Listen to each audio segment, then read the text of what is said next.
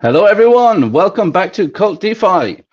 This is the channel where we bring you the latest and greatest in innovations and tech in decentralized finance, and more specifically on the Pulse chain, and even more specifically in the DevJacob ecosystem on Pulse chain.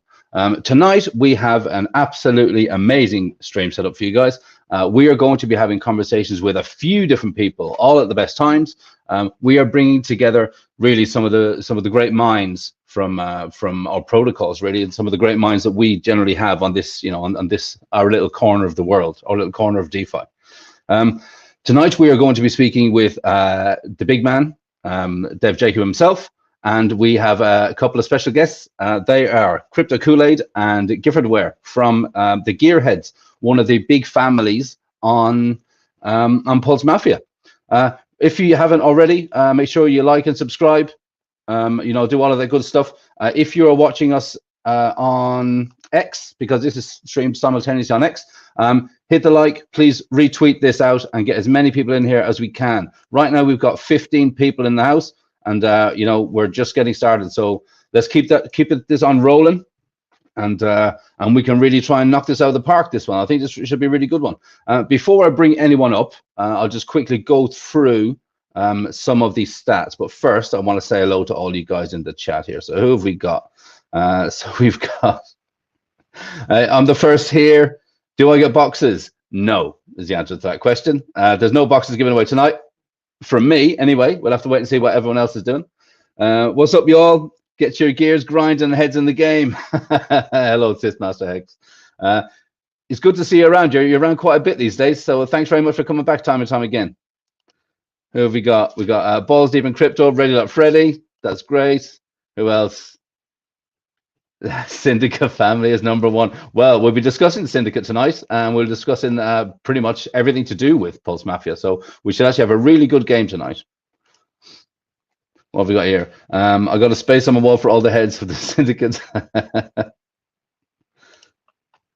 Yes, let's fucking go. You're absolutely right, Kool-Aid. This is great. What else? Yo. Yes, let's fucking go. This is good. We've got a bunch of people. Hey, Big Kahuna, how you doing? Welcome back again. Thanks very much. You're always around these days. Who else? We got Pulse Nation in the house. That's pretty cool. Thank you. Hello, Drix. Hello, mate.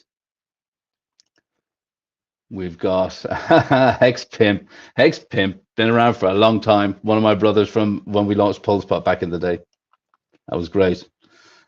Yeah, we got a bunch of people on. This is great. Fantastic. Max Payne, now you can't leave.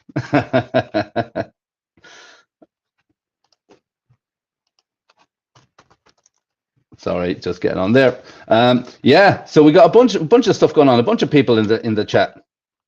All right, what I'll do, I want to share this beautiful website, and I want to show you something which I think is really actually quite awesome at the moment.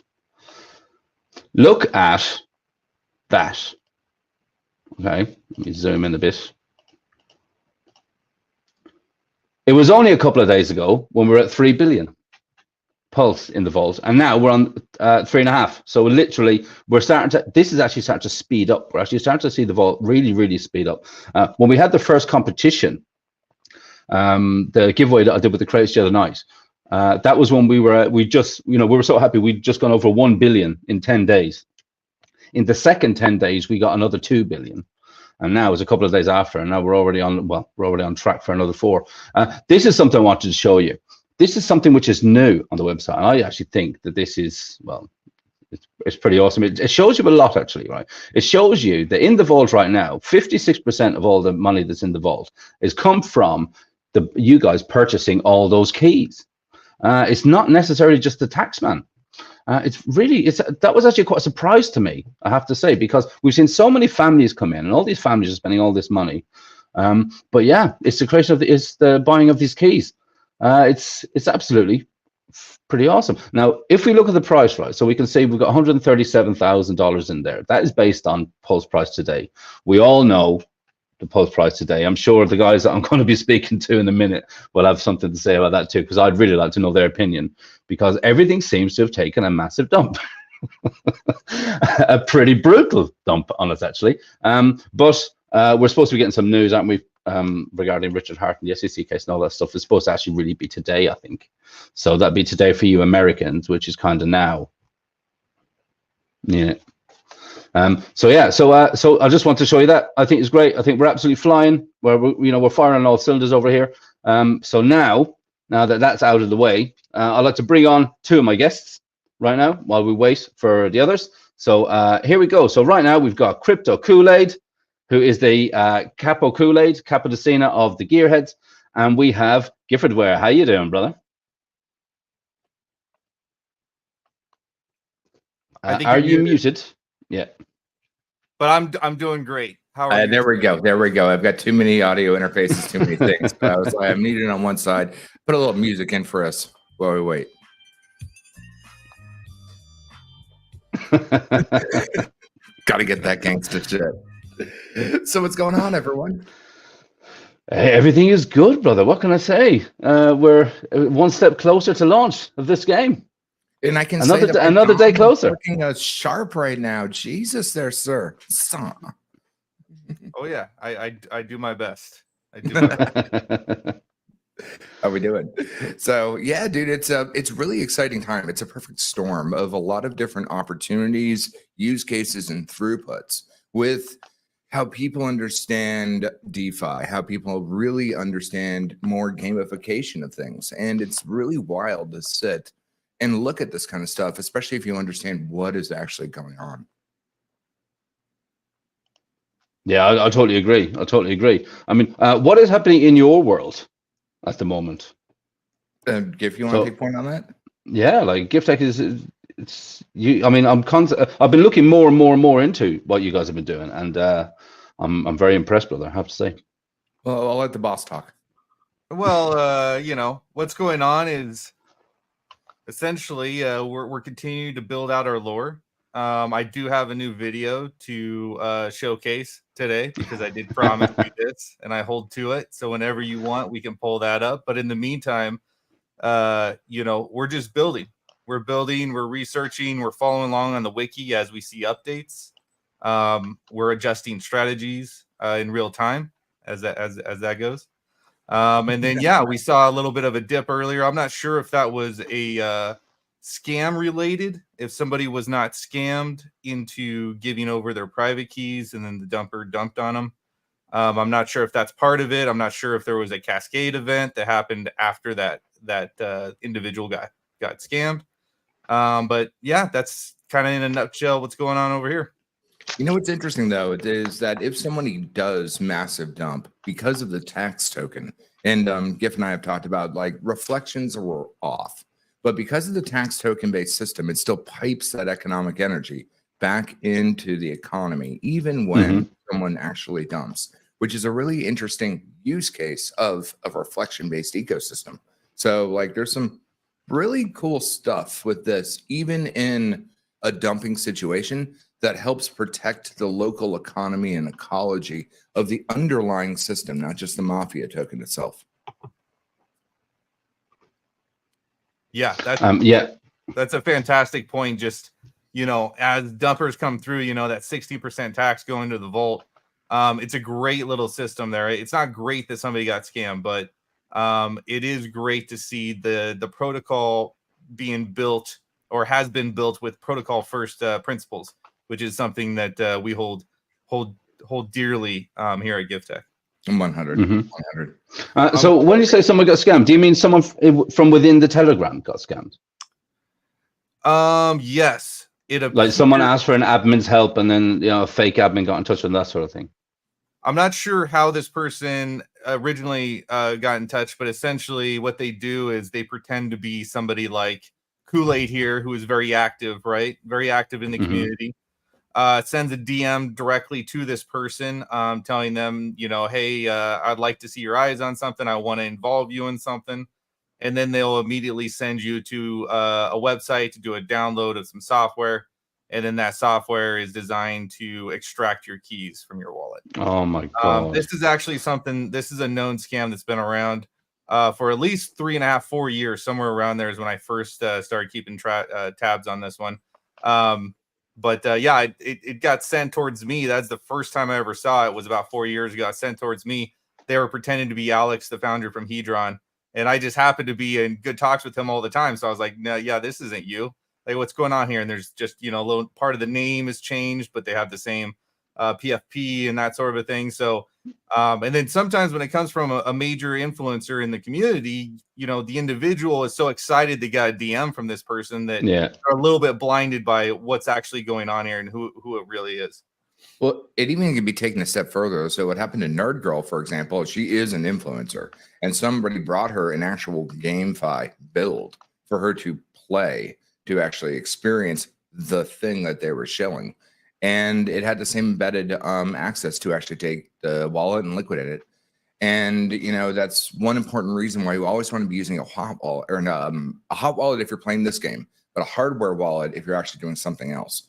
If you're playing the game and you want to deal with the click-throughs, you may have a bid war that you may not be able to execute on.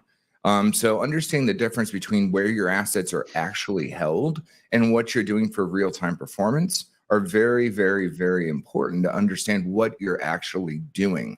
And so that's like a very important thing to understand, not how to play a game, but how a game is made so you are not played. So it's a very important dichotomy in between these nuances.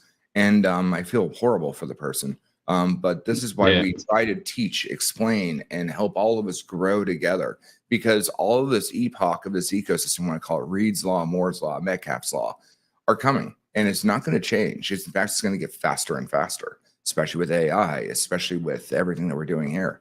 It's going to compound. Yeah, I totally agree. Totally agree. Guys, I'd like to bring up the other guest for tonight. The Godfather himself. The Godfather himself. Hello, Jacob. There we go. Hello, guys. Can you hear me? Yes, sir. Yeah, we can. Yeah. Thank you for having me, guys. Been looking forward to this one. Right. Hey, I like that new avatar, Jacob. The Godfather. That's nice and sweet, short and sweet. Says it all. I like it. I can't look as good as Gifford and KvltDeFi over there, but this is all I got. But that's okay. we can put animated background behind that eventually. We got you. Yeah, guys, really, thank you so much for joining me here tonight. One of the reasons I wanted to try and get everyone together is because we've got some very clever people in this community, and over the conversations that I've been having over the last sort of 2 weeks, where I'm chatting to each of you individually and some of you as a pair and this sort of thing, I thought it would absolutely make perfect sense to try and get everyone together and really trying to talk about the value of what we have at our fingertips at the moment. I'm constantly impressed, Jacob, with the stuff that you bring out. I've been in your ecosystem since pretty much day one, really, and it's just constant new innovation, constant new ideas, all the time. And you're breaking the mold when it comes to what can be done with DeFi. And I know that we've got two very clever guys here too, so I'd like to kind of really find out exactly what they see the value in this, because when I had the Dons meeting and Jacob put up the question in the chat and he said, "What do you think of the code?" and I muted you after you said it was awesome. I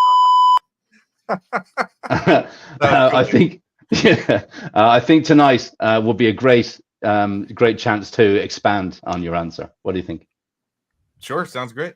So if we want to, let's first start with the Godfather giving us some updates. So that way all of the P's and Q's have been taken care of before we dive into the deep stuff, because it always it bothers me just a smidgen that Jacob's just about to get into the juicy things and then stream ends. So let's get some updates first from you guys.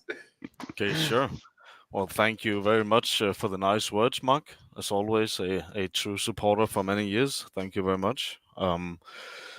Yeah, the most recent updates is that we begun looking at creating deck screener like detail page for all item types of stuff in our ecosystem. So, for instance, bullets and health, and basically every single item that can be listed on the marketplace could have a deck screener like page, a details page where you can see a chart over the price development. You can see the price 24-hour, the price development in numbers, and you can see the supply. And basically all that information you normally see on a DEX as a token, right? I think we think that could be kind of fun to have, so you can track the value over time of each item traded on the marketplace. So that is the absolute latest news. It's something that we are pushing live here within probably 10 minutes. So we're looking forward to see what that will do for the marketplace. Yeah. That's great. Did we? I know I mentioned the metadata that would be. So we're just talking about the tokenization of the assets, so bullets, health, keys, and all the rest. Not anything that's actually internal in game. That's a different sub layer of your marketplace. But I know I heard you mention once that those things could be on Mintra and all the rest. Is that still a planned focus for you guys? Yes, sure. We have some items are able to kind of have a life outside of the game, and some will never leave the game, right? So, for instance, health, bullets, and MAFIA token, those will have a liquidity pool outside of the game, which means that in critical times you can decide to overpay on the market and bridge in more bullets than what the actual native protocol inflation is providing within that time zone, because during critical family war times, the protocol have kind of a fixed RNG inflation rate per day of different items, but during active times it cannot follow. So users, to win or whatever they want to do, they have to bring in from outside possibly, and that is where we can see an interesting economic play between what's outside of the game and what is inside of the game. But mainly the main assets, which is the health, the bullets, and the NFTs, you can list the NFTs on Mintra, but you will never be able to withdraw a car from the game. So there is a balance between what we keep in the game and what will be able to go in and out of the game. With that said, you can always liquidate all in-game assets over to a main asset, and then you can exit through that main asset, right? So there's always a route to that end goal if that's what you desire. No, that makes perfect sense, because at the moment in time, it's health, bullets, and keys. So options to move actions. Clearly health for not dying, bullets for dying. And because the economic energy is two different separate liquidity pools and dexes, you have the in-game bullets, and you have the ones that are actually stored somewhere else. Because that was going to be one of my questions, is what happens when a bullet's fired? Does it get depleted from supply? Yes, so basically the protocol's main objective is to make sure that it deflates all of the items, because what happens is that we are creating a lot of capital opportunity to inflate stuff, but every single activity in the protocol is deflating basically all of the inventory. So imagine that you shoot 50,000 bullets at someone, they are gone, and if you successfully kill that person, those bullets are gone as well if they had them in the inventory. So the protocol wins every time activity allows it to remove items, basically, because if we only kept putting in more items, you would only see them go down in value over time. So there is an interesting balance going on. When does the protocol take a fee, in what kind of scenarios, like death, or in case of transferring, or in case of all of the other 50 different opportunities you have of managing different assets, right? So that is a very big focus of ours, on how we manage the inflation versus the deflation as well. Yeah, Gift, do you want to go there? I didn't have anything to add to that. Oh, well, I was just saying, like, it's actually a very fantastic mechanic that you're adding, kind of like what we focus on Gift Tech, on how to make something deflationary. More importantly, how are we putting that use case to make the deflationary thing sticky, tactical, useful? We've got a mythos over on the Gift Tech side. If you use the tools correctly, you're a founder, not a holder. And when you actually put protocols in this to play the game, use action-based items or random encounters to make things deflationary, or possibly use or upgradable, if you will, you're actually binding that time to physical action to use case, which actually has an economic value on the other side that you can correlate into a desk, so you can extract that value, you can input that value. It's the proper way that you really make things the art of play, or make things sticky or tactical, if you will. Yeah, I think that it's there's so many elements, psychology and economy and all sorts of things that are going into each decision we make. It's something that we take quite some time of making these decisions because they are ultimately quite impactful to this ecosystem, especially during this initial launch phase where we are essentially designing how, when the game launches, it's set in stone, right? So it's quite important that we have balanced in a way that where we believe it has a bright future for a long time to come. So managing all of these is a massive task, and I think that getting as much feedback from guys like yourself or anyone in the community basically helps us narrow down, what is it that the users like, because we don't want to build a game that the users don't have a good experience playing, right? So it's obviously important to me that I try to zone in on, what does people actually want, right? And if we can provide that under these circumstances here, I think we have a winner. Oh, 100, because then you have the play and earn system. Not only is it sticky, it's entertaining. It takes people off the 5-minute candle and puts them on the 5-hour experience. That's why you go watch a movie. That's why you take the time to invest in absolutely anything, not invest in money, but invest your time in an experience. And it's, what's interesting is that everyone forks code and they think that they're brilliant, but they weren't the ones who really created. They utilized it and morphed it. And so games inherently through time is how you could take the art of war and turn it into chess or Go or all the rest of that. What were the games you liked? And I think we haven't gotten to this on any of the streams. What games designed the mythos that you're looking to pull from? Because obviously I know Drug Wars, Dope Wars, BBS games like Trade Wars 2002, Legend of the Red Dragon. Those were super important, especially back in the early 90s. But they're super important on what we can actually do from a TPS point of view to actually make a real game on Pulse Chain or a real experience that's alive.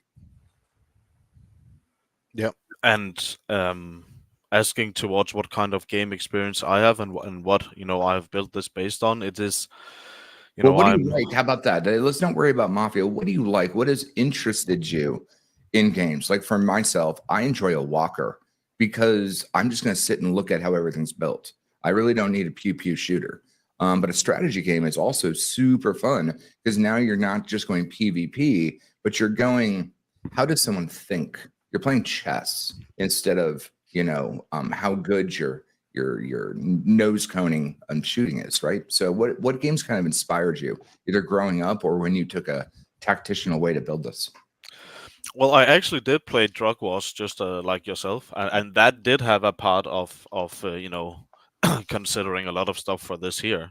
So certainly, but personally, I've always enjoyed multiplayer games the most. I don't really enjoy single player games where you have like some sort of social aspect. You have a team or a guild or all of these things, because to me that becomes 50% of the experience at least, right? The new people you meet, the hierarchy within. All of these things become such a big part of the total experience that almost the game becomes secondary. And I think that is also a big target of ours for this game here, that we try to make the game actually happen more on Telegram. If you can cut a deal on the office table, it's always better than shooting bullets, right? Because that's going to cost you money. So, and I think the game will evolve towards that, where we see 90% of the game is basically played on Telegram. Right. Well, that's the subterfuge part of it. So like, it was interesting with the dichotomy of the whole Pokemon Go. God, what was that in 2014? Something like that? 2014, 2015? Jeez, is it that old, really? That makes me feel old. No, I know. But it has to be somewhere, because I was working in Arcane Austin at the time. And all these people that never came out of their house were all fumbling around with their phones together, trying to get hit by cars, chasing a Snorlax or something like that. And that's really what bringing a good game or a good story is about: bringing people together, bringing communities together, bringing intent and focus into a view frustrum. Yeah, I remember that. That was crazy period, right? We had all sorts of funny articles, or not funny, I should say, because some of them were actually serious accidents, right? And we have all sorts of stuff, but there were also some quite funny stories between. And I think maybe that was also a bit of the trend, where we had one of the first and best use cases for actually merging on-screen 3D visuals with, or what they call it, augmented reality, I think. Mhm. So I think I never got around to playing it myself, but I certainly had friends who tried it out and said they had a great experience. Real world gamified in some ways, right? Right. What's cool Getting about that fitness. is, no, go ahead, sir. Yeah. Yeah, they were also including all sorts of other benefits, just not playing. They were actually now being active and doing stuff. So No, exactly. And you hit it right on the head. The augmented reality part, that's actually not that hard to render. All things considered, instead of networking, all the rest of it, it's a UI pop-up like you would a Google Map thing. And when you really consider it down to brass tacks, but it got so many people out and about, breaking bread, talking and being together. And that's really what kind of GameFi I think is going to set the standard to do, rather than just get people looking at a chart. And you can utilize so many different components on top of that to make people build relationships instead of watching candles be the whole focal point of their experience. yeah, and maybe that could be a natural development for Mafia, because as you know, everything runs kind of on public functions or functions you can connect through any depth and operate through the contracts, right? So you could actually take a complete 3D Second Life game, as I think you have mentioned before, and I think we also have other crypto games actually where you have a house and you walk around and you visit other people and all of that stuff. You could do this for Mafia, and you could literally have a scenario where someone walks up to your house and kind of have a 3D character point a gun at you and kills you and takes your money and leave, right? That could be some sort of next level content. Sure. But for now, for our team, that is not in our focus at all. We believe that this game can handle itself in basically visually and image and text based only. But we do understand that opportunities, should be welcomed, and maybe it would be an incredible experience to actually have it visualized like that. Who knows what the future brings? Well, you already kind of laid that out with the Premium Plus, that you have the animated avatars. And so at that point, you're already taking an NFT. Something that's on IPFS could also be included. And so it doesn't have to be in real time. It can just be a cinematic load screen or an achievement bonus, or just like kind of have the wheel representing what you're going to get from a crate or a key, even though it's already been decided on the blockchain and what it is. So it's just queuing that metadata for that cinematic experience, just like the user experience. Yeah, true. You can use the front end to make all sorts of cool animations and almost, fully gamified experiences. And we have quite extensive experience with doing that through building previous projects. So I think we are in a good position to deliver these kind of experiences. And one of my high priority experiences will be the kill scenario, where I really want a cool animation to actually killing someone else, where you kind of understand the entire setup of what you're spending and what you're winning and all of these things. Sure. What happened, what went wrong, what went right, and I think we can do a kind of a really cool experience for trying to kill someone, and I'm looking forward to get to that stage where we actually get to execute that, which will happen later in the pre-phase, because we decided to actually include the kill simulation into the launch phase. And the reason for that was, people, this is about real money for a lot of people, and I don't really want people just to get killed out of nowhere and people are confused running around, scared for their money. So I think we owed the community some sort of insight to what's going to happen. So those who take the game seriously will have an opportunity to try out basically the feature in a non-consequence environment, right? And I think normally I initially I didn't think I would do that, because I like the mysterious part, but I realized over time that we have people here who can barely connect a wallet. They are obviously over leveraged people who are really on deep water. We have people connecting to links that looks outrageous, and from a French Kool-Aid, it's just if we just open up killing from day one like that, with a complete mystery behind it, I'm worried that a lot of people will claim they have been wrongly done, or I have scammed them, or I have revealed some information that led to their death, or because truth is that people will lose money, and when that happens, they are looking towards everyone else than themselves as an excuse for why that happened. And I've seen this happen, front row for 3 years now. So, well, I mean, it's the example of the interesting thing is that again, you're building component by component, like we do over on the Gifthead side. We build in pillars, we build in principles, we build in different things that we need to see work and execution to do that. Gamifying, besides just protocol building, is so much more different because no one really wants to get to the underlying meat and potatoes. But the kill aspect, I'm not sure if you checked the Twitter stream out when Hexmole came up yesterday.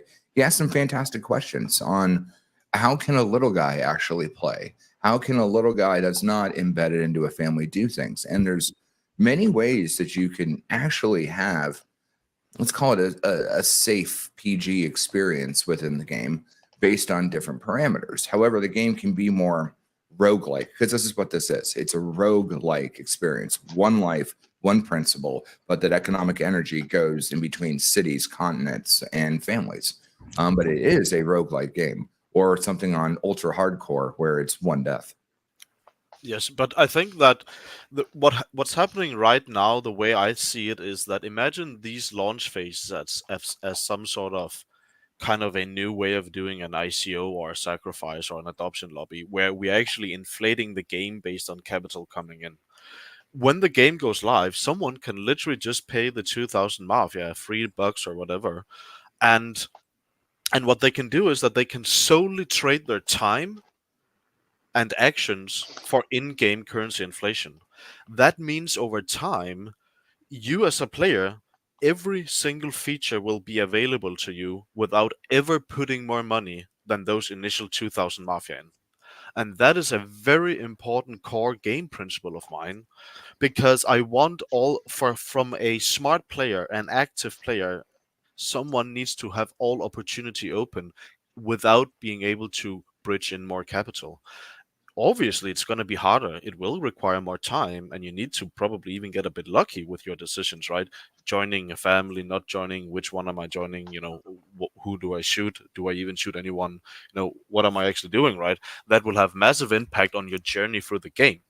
But there will be so much opportunity to earn in-game currency inflation, which you can use to trade for bridgeable assets outside of the protocol. So from that initial 2,000 MAFIA profile creation, you can trade your time and do actions and play the game, and you can end up bridging out thousands of dollars of assets and sell on the market if you want to. That opportunity needs to exist in this game, and I will design it so that it does. It's 100% good point, because it's like tilling the field on a farm or something like that. You're growing your farm to get your goods, to be able to expand that in, like, again, a civilization, a sim city, anything like that that needs to expand and grow.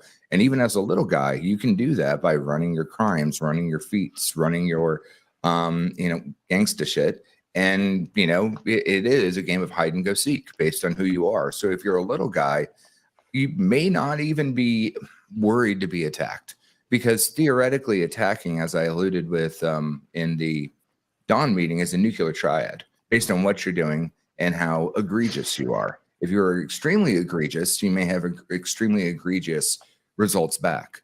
But if you play professionally, just like driving down a highway, the traffic flows correctly and everyone, gets their goods on time. Everyone makes their residual yield.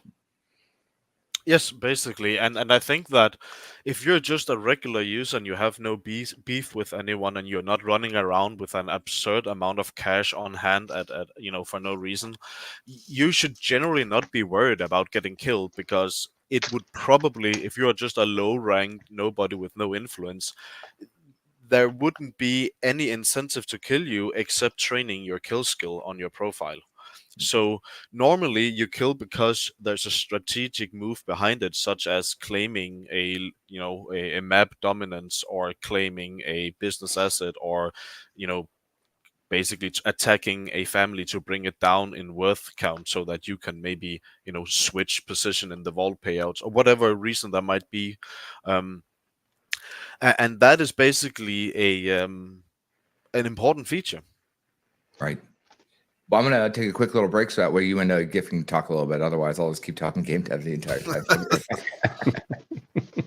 Sure. Yeah, just to rotate back to the simulator. Is there a quick and concise way you can explain kind of what the key aspects of the simulator and what you hope to accomplish with it? Yes, for sure. Well, number one accomplishment would be education, right? So that people know what they're going into, managing their assets in the most best way, so they can basically make the most educated decision when it actually goes live. So we don't have just people jumping to crazy conclusions and making suicidal moves straight off the bat, right? I want to give users an impression of what does it actually cost to bring another character down, how much health, right?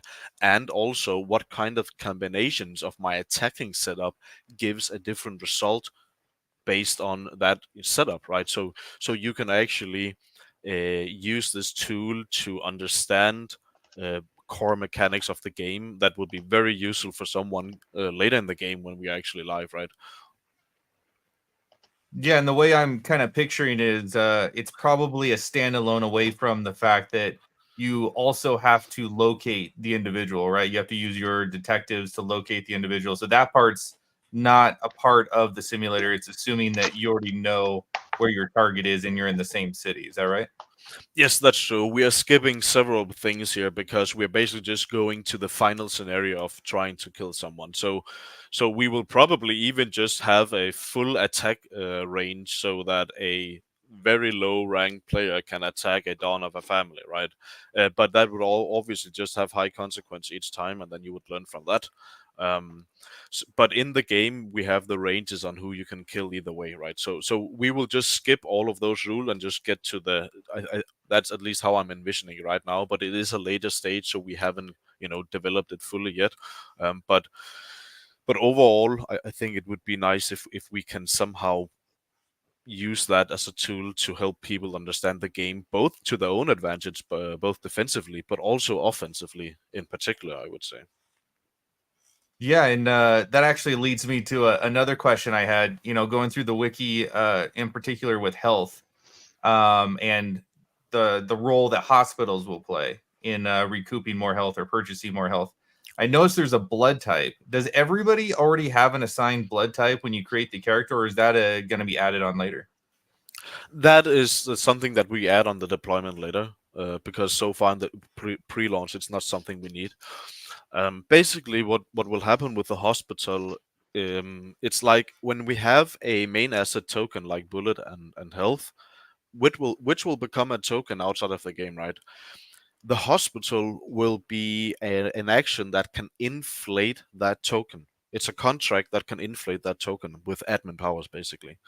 And there are 11 owners of that contract, so one from each town.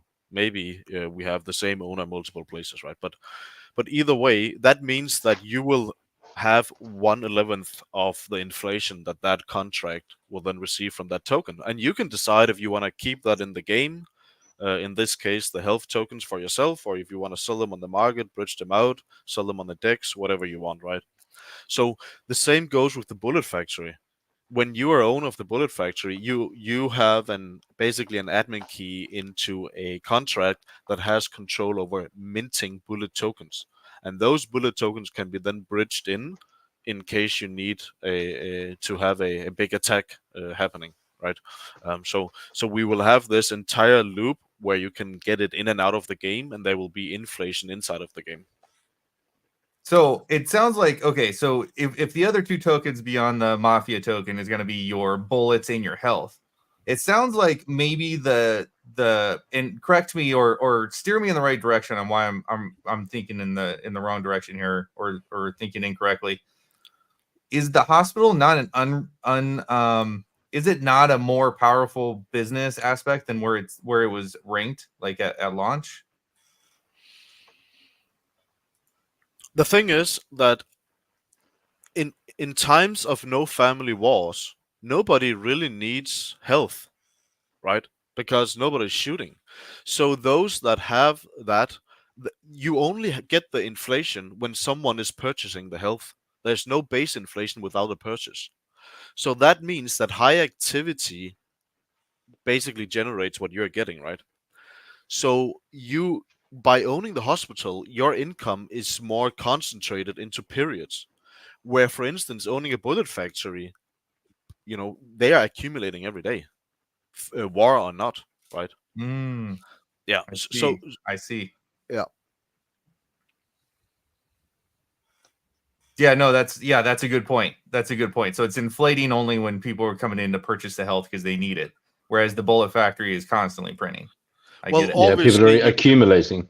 Yeah, but obviously you can also accumulate health, right? But the thing is that I think bullets, I would expect those to be accumulated more linearly, and health would be more concentrated purchase. I'm 99% sure that's how it's going to play out. Yeah, it's a good way. I see. Is there any other business? Do you still feel that the ranking of the businesses are still accurate, or do you feel like there may be a moment in time in the future, after game launch, where one of the businesses kind of sneaks up and is a little bit more valuable than what maybe most people anticipated? Yes, this will happen for all assets in the game, is my guess. So basically, what we put here was just some sort of very loose guess based on what we believe, but obviously we cannot predict the behavior of people in the future. We can incentivize, go down this route, but we cannot stop people from going down another route. And if everyone, for some reason, suddenly on the market wanted to pay 50K for a boost warehouse, well then, what am I to say that's only worth 8,000, right? Right. But I think that generally the worth calculation, if we just look at between the business objects, I think that the car crusher is probably a little bit underrated, because if you don't have one of these, your family won't be able to crush, the lowest value cars for bullets, which is a massive impact on the family. And I think that most of them, I think the roulette and the slot machines, they're kind of a wild card because they are also activity based, but in a different way. If you own a bullet factory and you are selling bullets every day, it's just a pure profit straight to your wallet. But you can have a bad day as a roulette owner, and you can have a bad day as a slot machine owner, right? But you can also have a really, really, really good day, So those business assets are in nature much more variable and much more risk dependent, right? And because of that, I have decided to put them underneath the bullet factory, because they just provide a high basic income every day with no risk, basically, except of course becoming a higher target for someone else. Sure. Now, I got a question. I don't know if we want to go into this now, but you have turns, actions, movements, and tile socketing. Now, if we take like what we just took that Jazz 1 extrapolation to businesses, technically the first lowest 3 ranks of which you could have rewarded yourself from a crate was a handgun. I mean, I know that the Colt's not in the game, but it's in the wiki, the shotgun and the Thompson. Those are the only things that actually use bullets, theoretically. The rest of them were a stock in between zip, fast between a motorcycle or an armored car, which theoretically is more of a bullet. It's a full bodysuit in a movable vehicle, but you can have a bodysuit inside, or the plane, which is taking you in between continents. So I think in my theoretical mind that there will be more guns released from a shop owner. And those guns could premium be purchased from that particular shop, or you could open a crate. So where are you thinking? Of course, by the way, preface, early access in a game does not mean the game is live, nor can the game not be changed at any time. I currently work on a live service early access game. And so I understand that. So just for the audience, early access means you're getting a look behind the scenes before everything goes live, and sussing out the simulations on what those things can clarify and change at any time. But where are your gleans on those kind of mechanics that you're thinking in the future, if you can share just an idea of where you're going? Yeah, I can. So what you're seeing with the crates is that currently the crates have the inflationary impact, but I want to move that into the business objects. So that means that for instance, when the game goes live, the crate will not be able to offer health or bullets or shop items, because the responsibility of that inflation now is in the owner's hands of that business object, right? So right now the crates are actually doing the jobs of what the business objects are going to do when the game is live. I think that's the best way of looking at it. Agreed.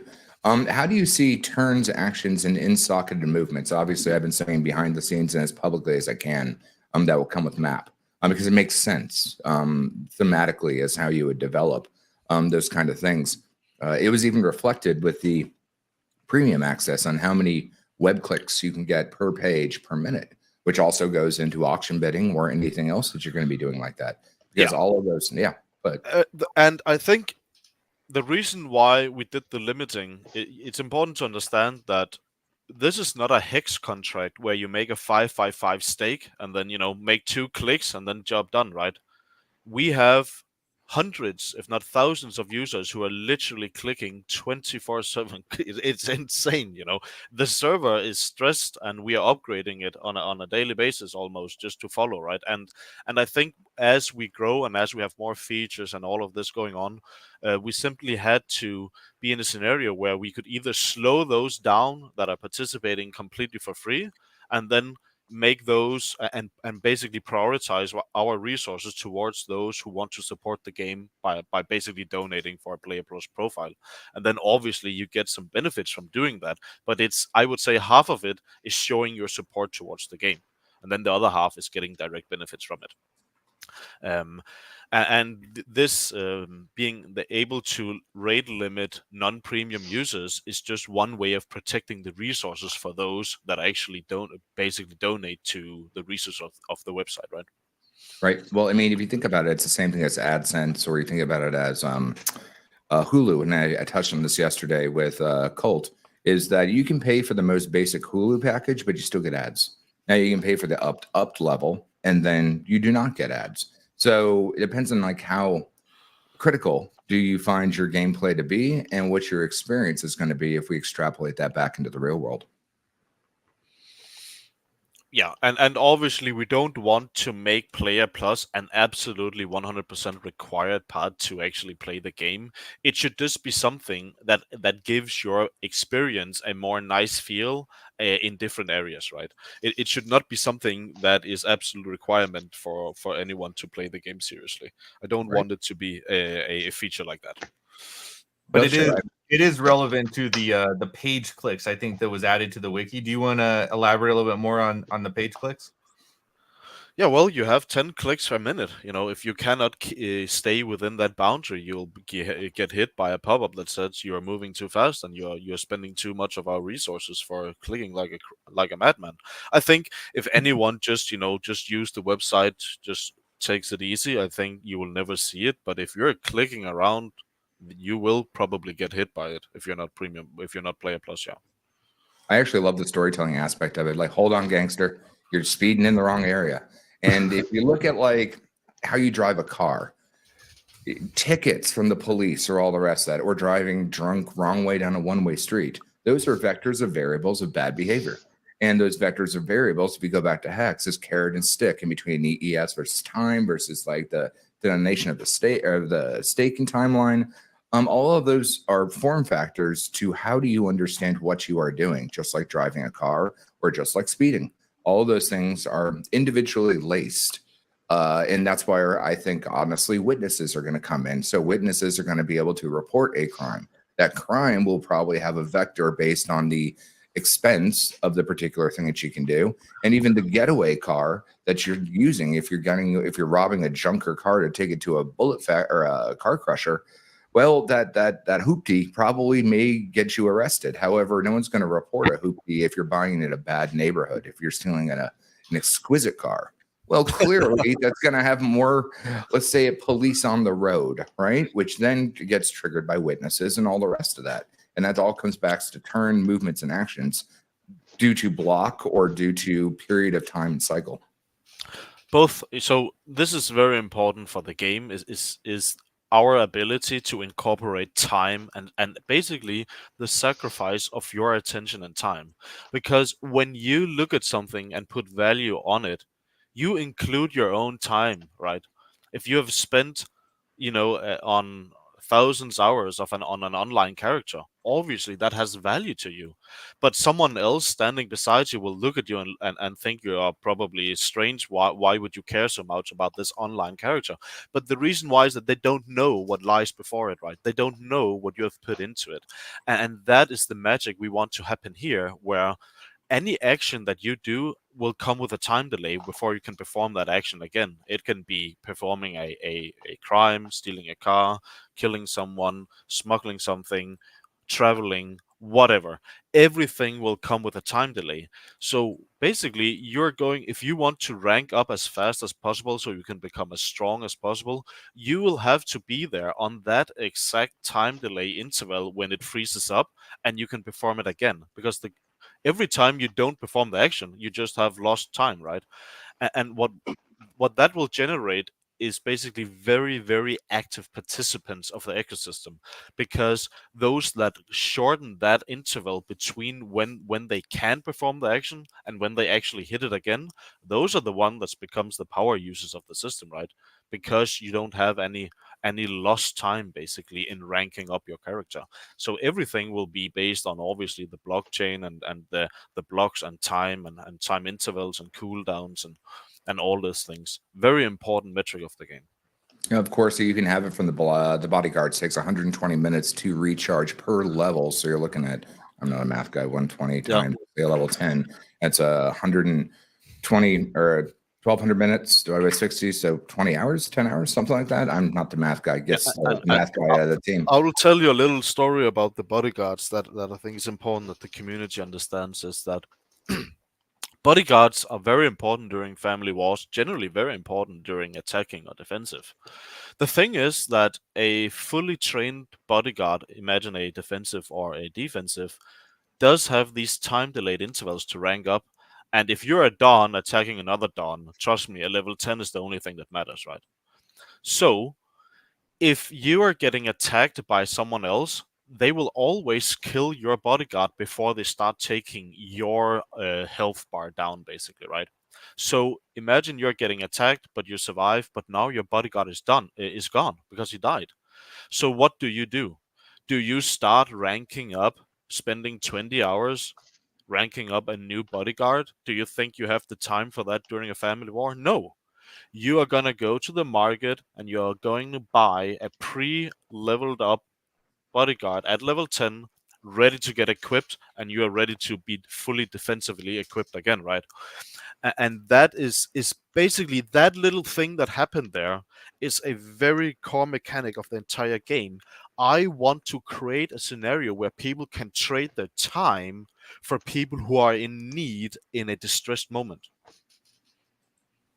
Yep. And then the real question is, can you stock in multiple different bodyguards? So, for example, your economy, or your there was two of them. One starts to like the charisma bodyguard, and then the economy bodyguard. Are those going to affect your RNG on your dice rolls on crimes, or let's say cost per doing business with a particular marketplace? But when you're out, let's say doing the grocery list of handling all the rest of that, you need a particular bodyguard. Whereas if you're being offensive, you swap out to another one.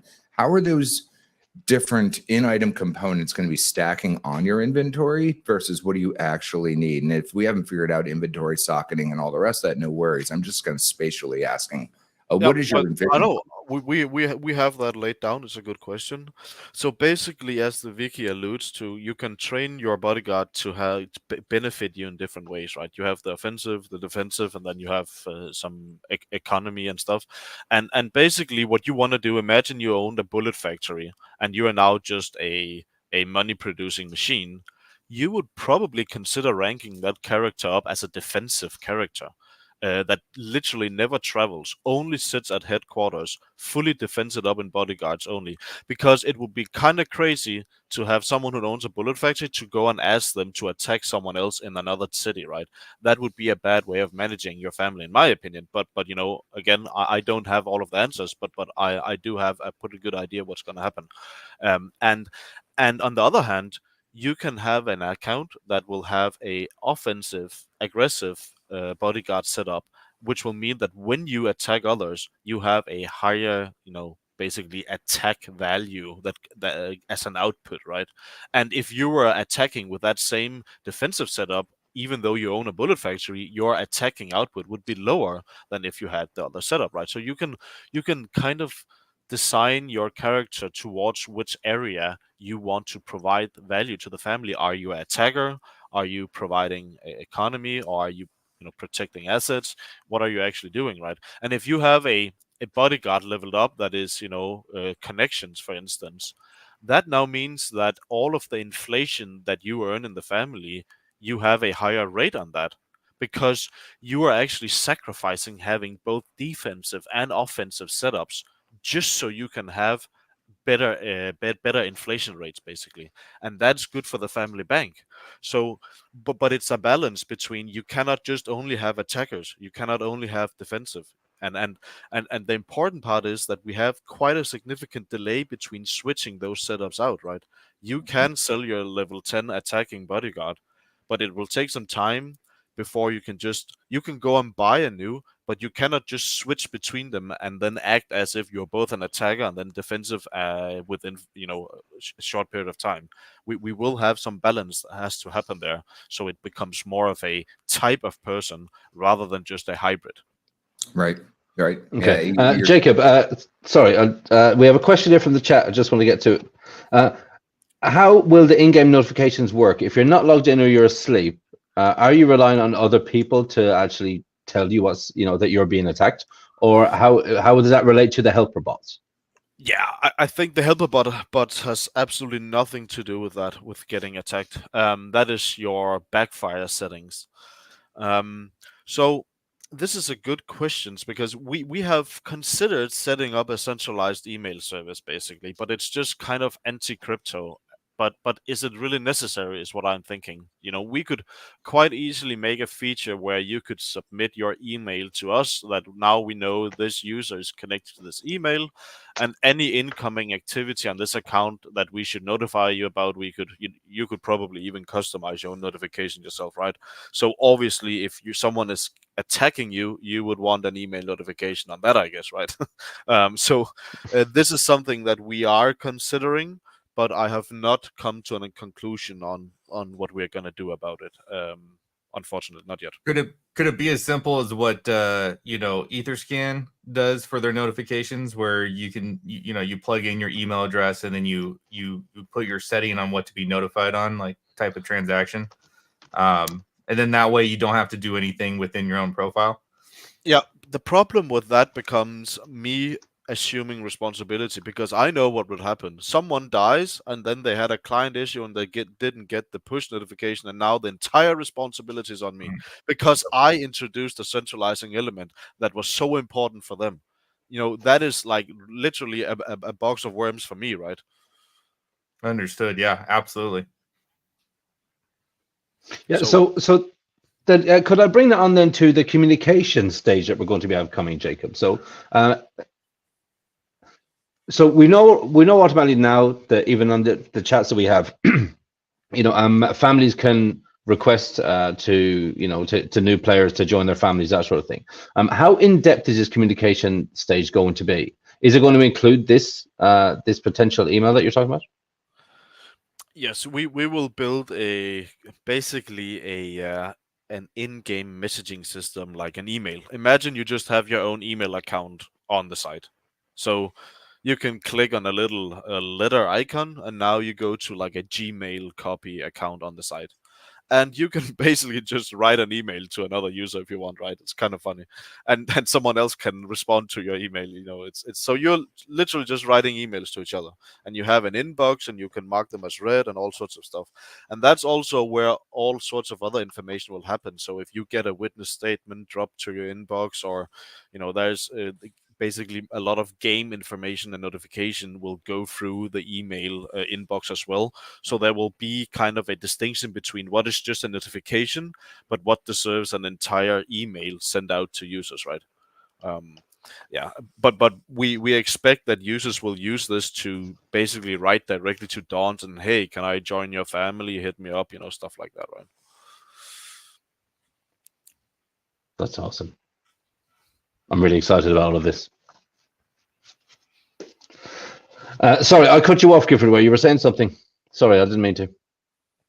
Oh no, I could move on to my next question. It's really something I'm asking for KvltDeFi because he's so excited about the map rollout. Is there anything that you want to share that maybe hasn't been said yet about the map, its importance, maybe timelines on when we could expect something, that sort of deal? Yeah, I guess I could comment a bit on it. So basically, we have 3 main areas that has sub-cities, and we are building imagine a old school map, like almost like a pirate map, right? And then you have a grid system over it, and then you can click into each city on the map, and then that city will go full screen, right? And then you have, again, all of the tiles, the squares inside of that city, and you will see all of the businesses are already pre-located on the map. And then what will happen is that users will fight over control of that's basically being able to control these businesses, because if you own the tiles around that business, you are increasing the inflation rate that business will pay you when there's activity on it. But if you only own half of them, maybe another family owns some of them, it decreases the effectiveness of that given shop item.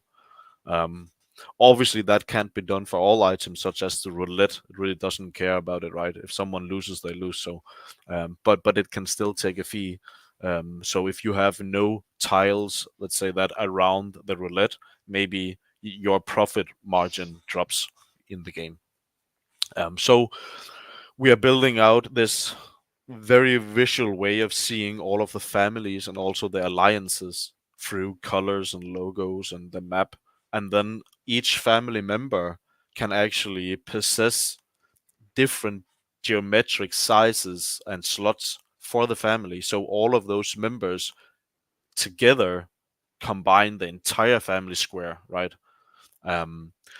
So I think it will really gamify. It will make this strategy game scenario where people will be conquering different positions, and they will be deciding who they're attacking based on that map and who owns what slots in each city as well. So it will be a good feature to give people something visual on the family and player aspect, I think.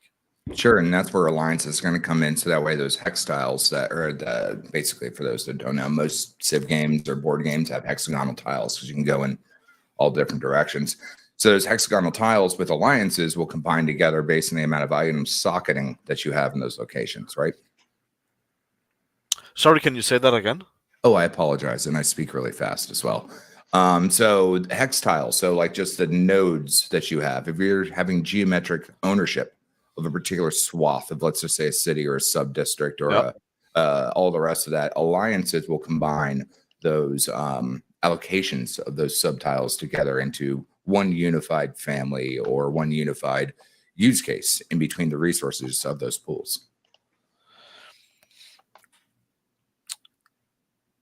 I'm not sure if there was a question in between there, but yes, you have the general idea of what's going to happen, where both the alliance but also the individual family itself, you can see how they are working together across the entire, across the sea to Italy, right, or across the sea to South America and that kind of stuff. So we are trying to really just both gamify the conquering of the game, right, but also visualizing at the same time who is where, what is within reach for us to actually take, which route should we prioritize conquering, should our family move this way, north, south, east or west, and then all these things. And I think that making the right decisions on this, how this works, could be quite important for kind of the longevity of the game in some ways.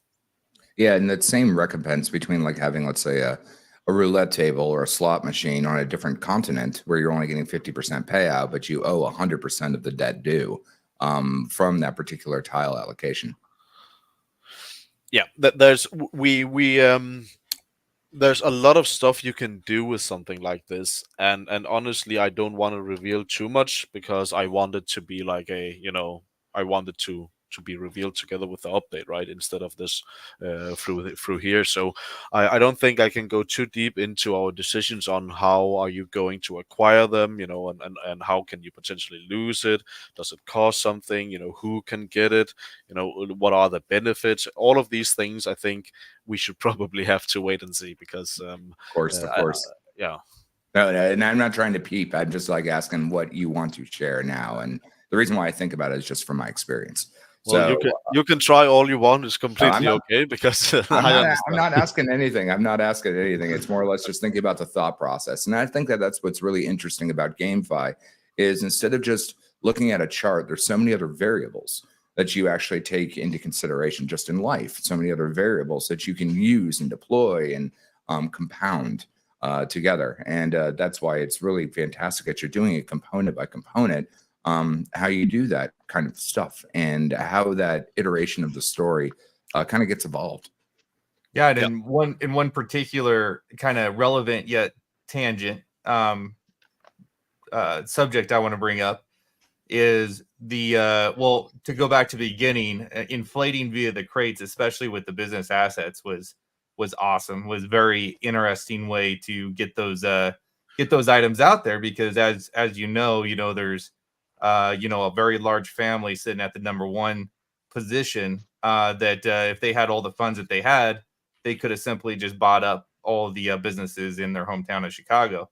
But as it sits currently, the number one family in Chicago does not own the number one asset, which is the Bullet Factory in Chicago. In fact, I'm the current owner of that NFT. So that hurts, I think. A lot. The curious part is like, should they be, should they be contacting other families or any family be contacting other families to try to offer some sort of OTC trade or, trade of businesses in said territories? Or is it more powerful to walk into the game at launch knowing that you have the leverage?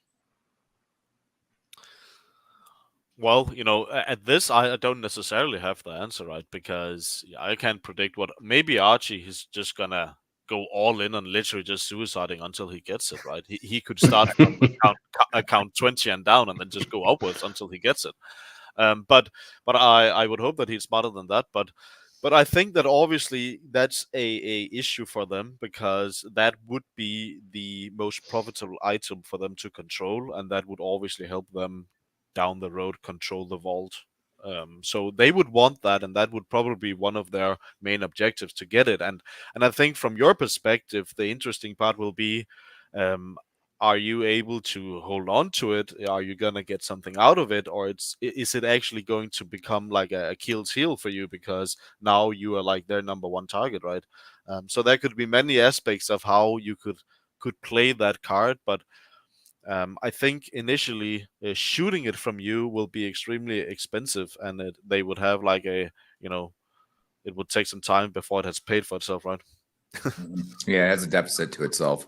But just like having a slot machine has a deficit to itself, whereas as more expensive booze comes online that could give, let's say, power-ups or perks or modifiers or narcotics that could give like stims or something like that and Fallout, different modifiers as the game moves out of early access into live service. Because realistically, realizing that this is a early access is different than understanding that this is going to be a live service that is going to continue to be upgraded, evolved, and have more different Venn diagrams of things together. I'm not sure if you were privy to the Twitch stream yesterday, or Twitter stream that we did yesterday, where Mole was talking about the advances of a little guy and if there are caps on families or possibility of expanding cities larger, which of course would be easy from a top-down map perspective, or to bring, let's say, Los Angeles or Seattle or other different boroughs into the game as more players increase. Because let's be realistic, hopefully this goes super viral and people understand the real value of what gamification really is, rather than just a leaderboard. There's a lot of, possible chances for expansion and more use cases to be developed at the same time. Yeah, I think that the small player, I think that. Sorry, what was the question he had? The Hex Mole. I remember it was a good one. Mm-hmm. Yeah, well, he was just asking about would there be caps on families? What happens when the game gets clogged up by more people? Expansions to cities or the size of boroughs. Obviously, businesses could be added in the future with additional upgrades, right? Like civilization, the Bronze Age is different than the Industrial Age, different from the Nuclear Age. So I heard that he was mentioning this with limiting the size of families, right?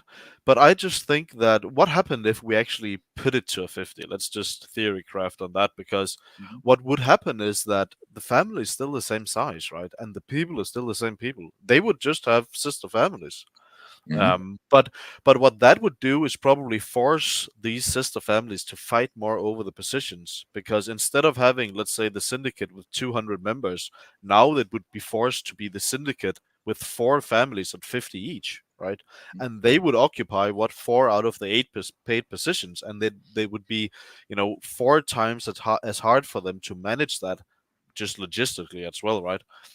So I think that limiting the families is a good idea, but it's not a direct solution, because it's still the same people who would be the dons across the families in those. They will simply just split it up, right? And that is probably even more powerful, anyways, if you have capital to do it. No, I agree, and that's more of the expansionary metrics of what happens. Let's say when all the tile allocations are full, but yet there's a new influx of players that want to become dons, that want to start their own family, and that's where the yield goes back, or the gold rush goes back into new acquisitions of land as the game evolves. And that's what I find always fascinating about a live service game, is it never starts the way it ends. If you look at World of Warcraft, so many expansions that happened, but then WoW Classic came back because people just wanted the old simple way to do something like that. Yes, I remember that as well. Yeah, guys, we have another question here from Max. If we wouldn't mind answering this before we move on.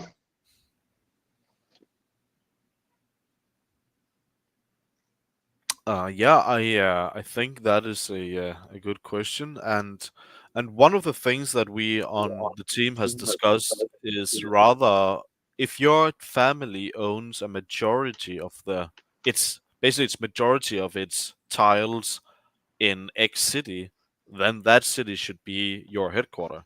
So basically, you can kind of run away in case, or have a backup city in case, right?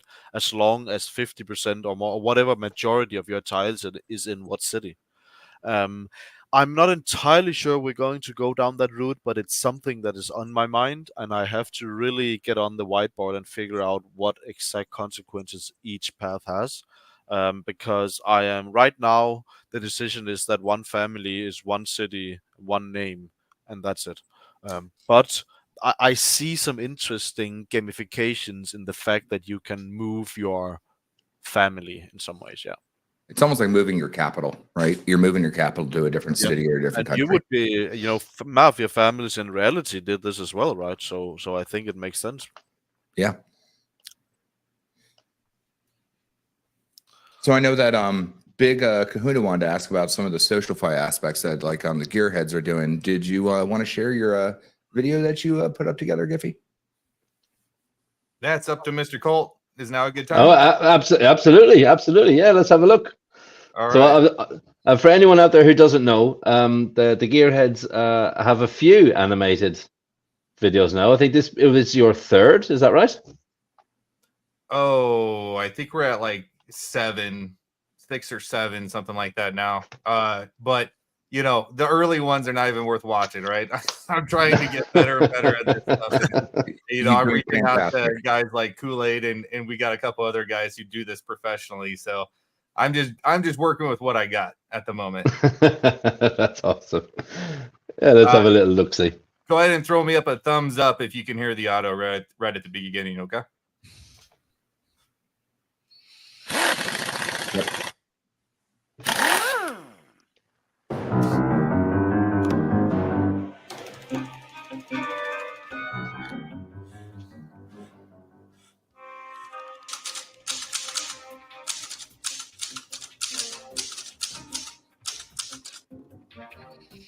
All right, this is it.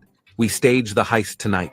We make it look real enough to scare the shareholders into selling their shares at a fraction of the cost. And you're sure this will work?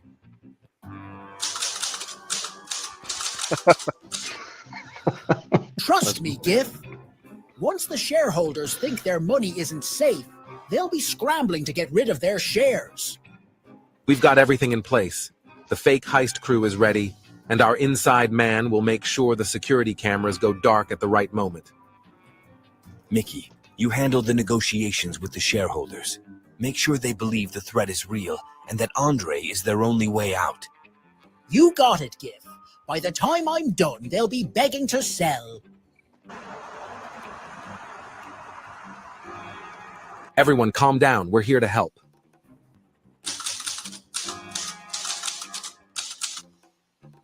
Help? How? They're going to kill us. No, they won't. But this shows just how vulnerable the bank is. Selling your shares to Mr. Andre here might be your best option to ensure your investments are safe. Remember, I'm just a neutral party here to assist. But the price.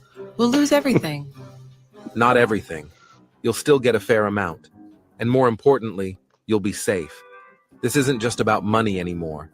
It's about survival. Sign these, and you can walk out of here without worrying about your future. It's the best deal you're going to get. Boss, we're wrapping up. Security's about to respond. Good work. Get out of there and meet us at the rendezvous point.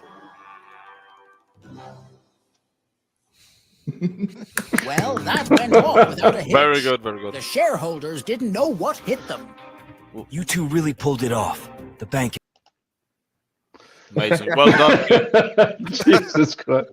Give, that is that AI, even the AI Irish accent is terrible. It's horrible. Crushing it though. You know, he's really fast and how to do this. I can't wait to help out a little bit more, but I have my real day job, which consumes almost most of it. But it shows how user generated content and through using the wrapping of GameFi, which is wrapping decentralized finance into something that they can be engaged with, now gives the user proprietary prestige, if you will, that they want to be part of the story. They want a red versus blue experience. They want something that says, like, I have value and I showed my value through an episodic story. I think it's vastly fascinating.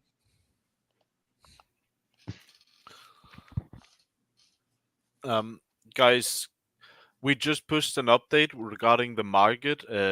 I just have to go for 10 minutes tops, and then I will be back. It's because we have some important stuff. But maybe you could share your screen, Mark, and just, you guys could talk a little bit about that or anything.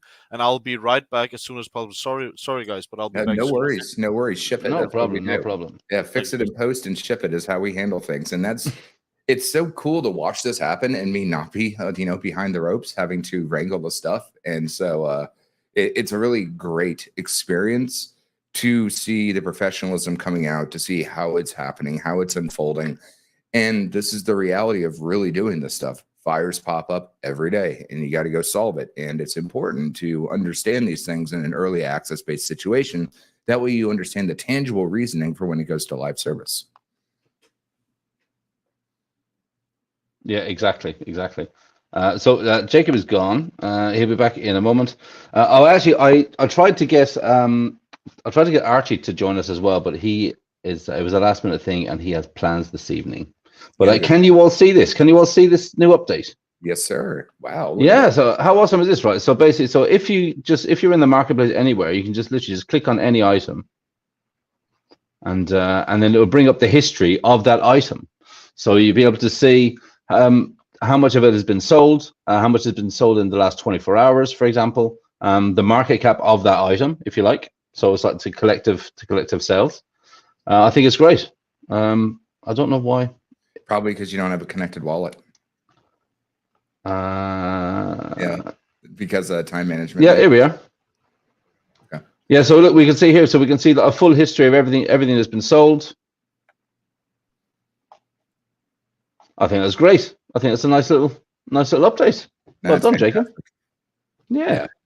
No, and this is where it gets sticky. As it builds more character, if you will. You know, at the first Hex convention back in 2001 or whatever it is, I said, treat your wallet like a character.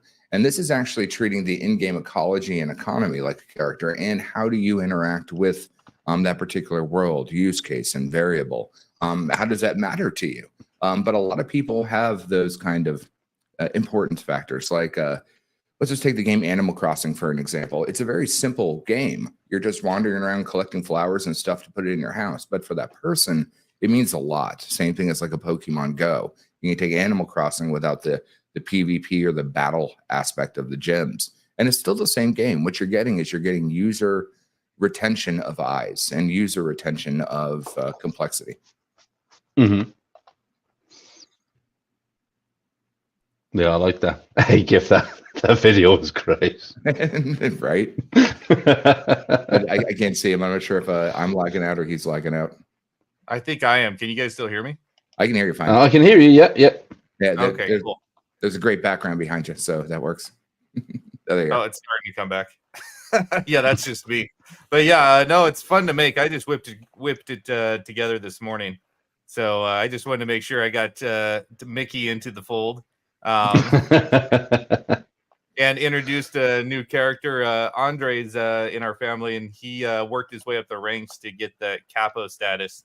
So, you know, as we kind of roll out new videos, there will be a good point to bring about, you know, what's going on with the family. But also, you know, something I'd mentioned to Jacob a little while back is, you know, as there's new updates to the game, maybe there's more technical features to how particular mechanics or the game is played. I'd like to do like videos on that as well, just kind of laying it out in a more easily digestible content of watching a video as opposed to the wiki. But just some thoughts I'm having. Yeah. Well, I think tutorializing it in a more interactive experience is very, very important, because like a lot of people don't want to read, right? They want a TLDR. And if you give them something that's entertaining, you know, you'd be paid to be entertained. You have pure market fit, not product market fit. Just like play and earn instead of play to earn. These are what actually brings not just eyeballs, but user engagement, retention, and onboarding, to be fair. You know, one of the factors we were talking about at FanForge was if people can get a collectible or something that's valuable, but they don't really even realize it's blockchain, and then they realize that they can do other things with it, how sticky can that actually be? And it's actually very, very, very sticky. And so when you get people, you know, seeing these videos or these experiences or watching their buddy do something, it's very it brings more throughput than just giving them a block of text that they have to read or dissertain, or, you know, keep it simple, but keep it engaging. Mm-hmm. Yeah, I absolutely agree. Yeah, and that's just part of the multiplayer aspect of it too. You know, like building yourself, your character as always expanding, the lore always building behind that character, right? And then, you know, how they interact with other characters. I can't wait till there's actual, like, you know, hits being made, right? And then making videos, you know, kind of highlighting that hit and how it went down and what the specifics were, the time frames, who was all involved, stuff like that. Could really be fun. And you know, hopefully, you know, by this process, not only are we're helping out the gearheads, obviously, but we're helping out MAFIA as the game itself as a whole. Just bringing more marketing eyes and different mediums into play. Yeah, I think it was great. Funny, Max Capitazina of the Syndicate said, "Funny video, Capone's voice." Yeah, the first run through, I quickly showed it to Kool-Aid just to get a quick run through, and he's like, "Oh, there's a problem that you used a woman's voice on him," and I'm like, "Nah, that was not a mistake." I didn't know who the character face was, and I'm like, what we need to do is do a type up so that way we can see it at the top, so that way the dialogue and the interlude and subterfuge was directly correlated.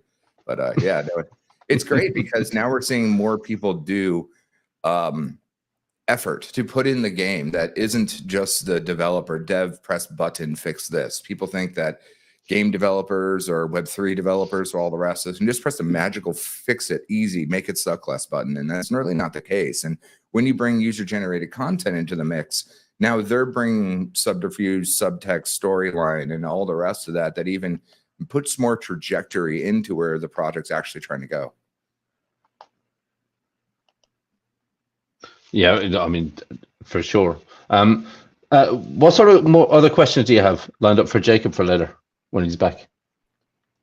You got some really, really good questions. I love being a fly on the wall for all of this. I think it's fantastic. I mean, go ahead, because I can talk about this forever and not even play. Yeah, this is why we're such a good kind of tandem, is because Kool-Aid will go very spatial and grand ideas and mechanics of how the gameplay is going to roll out. And I get very specific. I'm like, specifically speaking, like, how is this going to affect that, right? So, like, I could go through the whole wiki and ask Jacob questions on particular areas, and then let him expand on what he's able to, and he could shy away from the things that he wants to be a surprise, or maybe that hasn't been ironed out just yet. That's all good. But yeah, there's so many aspects, and I think that there's a lot of things being missed right now. And in terms of pricing in the markets, and what assets people should be going after, and what assets is already inflated, and that really you could wait till the game goes live to purchase more, right? And you could possibly purchase them a lot cheaper when it goes live. So there's a lot of things missing. I think that the market, especially this new update, the marketplace update, showing the graphs on this stuff. I mean, how amazing. I could tell you firsthand, I've built a very in-depth statistical site with Hex, Hedron, Icosa, all of that stuff. And these builds are not easy. These are very difficult builds to do. So to see them launch this is pretty amazing, and I love it. But yeah, to get back to the point, looking at the statistical data on the prices on some of these things and what they've sold for post-launch will be very interesting. And hopefully everybody's still being very conservative on how much they're spending on in-market items at the moment. Yep. And I think that the fact that, like Jacob's also alluding to, that the things that are here is during the inflationary process. Like, early access is bootstrapping the network. It's giving it training wheels, giving it time to mature, and all the rest of that. And then other mechanics will make it deflationary, or another use case of other people making things deflationary, whether that's actually using them, or how much resources or new resources become available at a later cycle of the game. Because most games that are live service move within tandems and cycles to bring more in. If you put in everything all at once, it becomes way too much of a clusterfuck to understand it, to digest it, and do all the rest. That's why advanced games build advanced systems in tandem and in row, but release them episodically or within particular timelines. So what do you think then about the updates, what he was saying about the map that's coming? Because I think everyone is literally on the edge of their seats waiting for this map to come out. I mean, I think I have a very good idea where it's going to go, and I didn't want to press too much into what I think, because I mean, I'm just speculating as a spectator at this point on the sidelines. But I realistically, tile movement, action movement, dialogue, or not dialogue, but direction and turn are going to be the most important facets that ideally the map will reveal.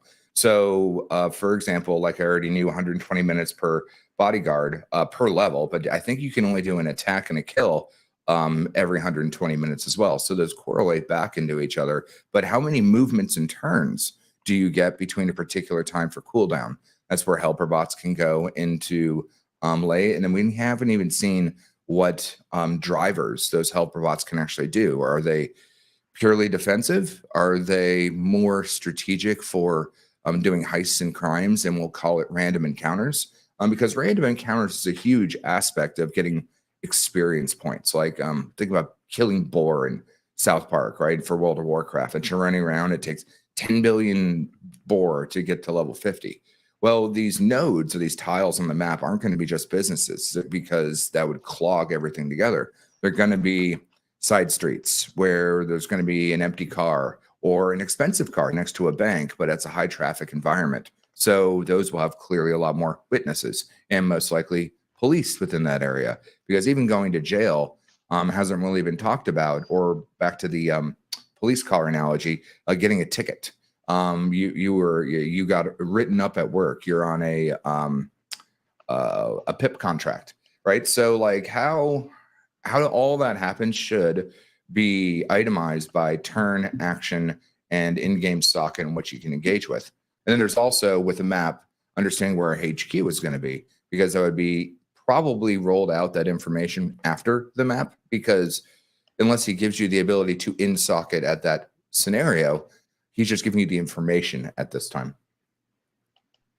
Yeah, and you know, and an additional thing that I kind of mentioned to him is the whole detective thing. The whole detective thing is really, I'm finding to be kind of a key function of the game, and specifically the map.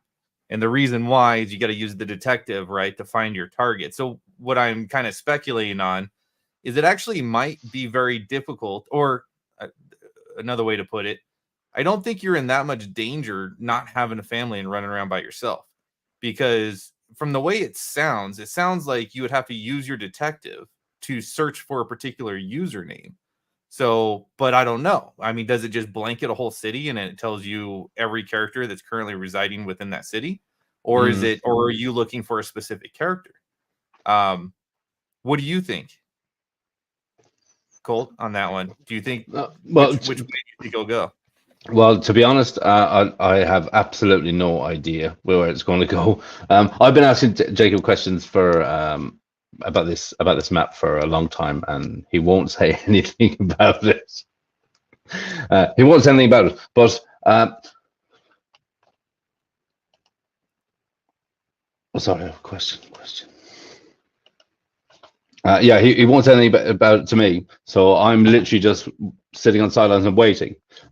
What you guys are saying, though, I don't really understand a lot of the tech that you guys are talking about, to be totally honest. No, that's fair. So, I mean, yeah, so I think we need to wait and see. But I think once the map comes out, for example, okay, for everyone out there that's like me, that's not really the tech guy, you know, once this map actually comes out and we can actually literally see it, I think then that's when things click into place, you know, and that helped with all of these type of streams that we're doing. I mean, I think this is even doing these streams, it's a huge educational push for everyone. Oh yeah, absolutely, 100. Yeah, so I don't know. Like you said, we'll just have to wait and see. I can't help myself. I'm gonna continue to speculate on how we're gonna see it come out. But oh, there we go. Jacob's back. Sorry about that, guys. Sorry about that. Okay, I'm here again. That's okay. We were the guys were just speculating on the map, Jacob. Yeah, well, I understand that because it's going to be a lot of fun. That's for sure. We actually, when we were talking about it earlier, we didn't get any sort of ETA. It is the next stage. Is there any sort of timeline that you can give? A day, a week, a month? Yes. This update will take slightly longer than some of the previous updates, and it's mostly because like there's going to go a lot of thought into it, a lot of GameFi into it, and I expect around 2 to 3 weeks, possibly a little bit more. But we can get positively surprised, right? So. Oh, that's not bad at all. Well, I was just throwing some compliments on the update on the marketplace. I've definitely put together a statistical website, using a lot of chart.js and such, and pulling information from the blockchain. And I was just making a point that it's not easy to do, and you made it look very nice, very well organized and such. So I just want to give you a shout out on that. And just the geek inside of me. Are you using the new version of charting, the JavaScript charting, or are you using the chart.js, the classic? I think we're using the new one. But I think some of the more interesting aspects of this update is now that the supply is actually visually available, but also the market cap of each. So we did this just kind of for fun, where you can kind of multiply out the latest sold price with the total supply, and then you can see the market cap of that specific item. And actually we should probably do a market cap per group as well, so you could see how much capital is bound up speculative in the entire bullet category, for instance, right? I would suspect that some of these categories actually have a larger liquidity and higher market cap than some actual token projects on Bulls chain. So that might be an interesting metric to follow.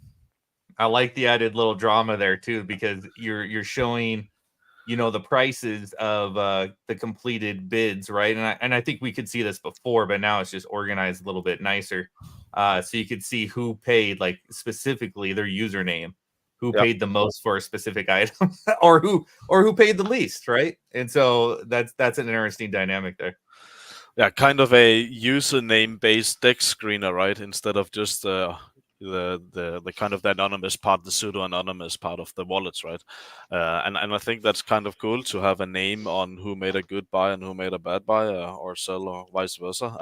But also just this, I think everyone likes a chart and everyone likes to see green or numbers on developing on the price, and we want to mimic that functionality and try to kind of making every asset kind of a crypto tokenized asset in some ways, right? Because a data value inside our contracts is just as much crypto as a meme coin on PUSDx, right? So, right. And what's also interesting is that the whole ecology is, back traceable and tested and shown on screen, which gives charting data for those things, but it also makes the gamification of who does what per wallet very important, because as we're moving into the future, the next couple of years of deepfakes and AI doing all this stuff, the value of user authenticity is going to be very important in both SocialFi, GameFi, and everything in general. And by tying technically that wallet's character by name is very interesting when that character dies, because now it's permanently deleted, which I think is a fantastic mechanic. But it also shows pride and prestige through that. How long does that character stay alive with the whole fog of war removed on item ecology and all the rest of those things? So you can actually treat this more like stock trading professionally, but it's actually DeFi and all the rest. But those names could be Coca-Cola, those names could be NASDAQ or a Nesquik or something of those larger Kellogg's, larger companies and trading parameters. We are certainly trying to build an entire personality into your profile, right? And you are going to put a lot of time and effort into building that, and you will be very upset the day that you wake up and try to log in, and now you just meet a completely red screen that said you're dead, and that's everything. You can't do anything. So the game is over for you, right? And I think that people will realize that sucks. That's not a nice feeling. So it will be. We are considering to have a revive option where you kind of can start over with, you just lost everything, but you can kind of contain the same name. You lost all of your positions, everything. You're basically just as if you just created it with the same name over again. But I really like the idea of the one name forever, so that you don't have kind of a two paths in this without the same name. Then because you could just as well create a new wallet in MetaMask or whatever Rabby, and then just create the profile anyways, right? If there's no other benefit than the name, then maybe it's just best to keep it exclusive. I think it's very smart to keep it exclusive to that wallet, to that name, to that itemization, because I know what we'd like to do with the SocialFi building it is that name is a particular story in crime. Like if you are let's say DB Cooper, right? The guy that jumped out of a plane with all that money and no one could ever find that guy. Well, that guy escaped. That name can't be used again. He wasn't killed. He just was never caught. Always survive, never get caught. And so like the itemization of, can you keep your name and stay under the radar? That's an interesting benefit. But if you do die, what is that lore of that character? What did he do in between that particular amount of time? Like, anything from Lord of the Rings or any other fantasy thing, you have a particular character archetype on who they are, especially when you play a game like D&D, right? Or any type of pen and paper game, top-down game, board game that's itemized, who that is. If you lost in Monopoly, the car is dead if you're playing the car, right? Or if it goes to jail, that car isn't permanently embargoed. I think that's very sticky to give people that character or persona. And if something happens, what would that story be that lives in longevity, right? Yeah, I think that we have spoken a little bit about, having a underworld or a lower bracket or a afterlife game or something where you can continue on. But ultimately, I think it's better that we recycle the attention and the activity and the capital straight into the main game again, because every time you kind of split it out, you kind of also divert the attention and the activity. And I'm not entirely sure that's the route we want to go. We would like to create one unified success first before we're even considering something like that. I really So don't even think that like having a secondary player game, because remember, if you die, you're not losing access to your Mafia tokens. You could just restart. You just lost the time and possibly the economic energy used to purchase. But if you were just middle of the road, got your 2,000 tokens, and you're just playing, you still have those 2,000 tokens. It's just your time in the particular game with committing heists and robbing cars and all the rest of that. That's, at cost. Larger ticket items, or let's just call it Ivy League or professional league football games. Well, there's more things at risk, but there's more things to gain as well, because you can go up in prestige in the economic value of the vault, and the way that the taxman re-rolls the localized sub-economy of the game outside of the Mafia itself. However, the purchasing power in between PLS or Mafia, or if you took a particular NFT, put it on Mintra or any other decentralized DEX you can trade NFTs on, well, that's really, really interesting to bind multiple tiers of economies and ecologies back together. absolutely. Guys, we've just had a question up again now from Brenton. He said, will the helper bots have a higher RNG chance than executing an action? Yeah, so let's touch a bit on the helper bots. Basically, helper bots is your opportunity to fight those that would be clever enough to set up a hot wallet script that could perform actions on the exact cooldown expiry of any rank point action. So in the protocol, we have different actions you can do that will give you rank points, and the more rank points you get, you advance in rank. The higher rank you have, the more powerful your character is. Actually, rank is the single most powerful thing contributing to your power vector in the entire game. That is your rank. So ranking up will obviously be something that is of high priority for everyone to become as highest ranked as possible. So for us to give regular players a real chance against scripters, we had to provide basically an opportunity for you to to basically assign a contract value that gives you a bundle of actions for some sort of credit value, and that is the helper bot. So imagine you can buy 1,000 helper bot actions for 1 key.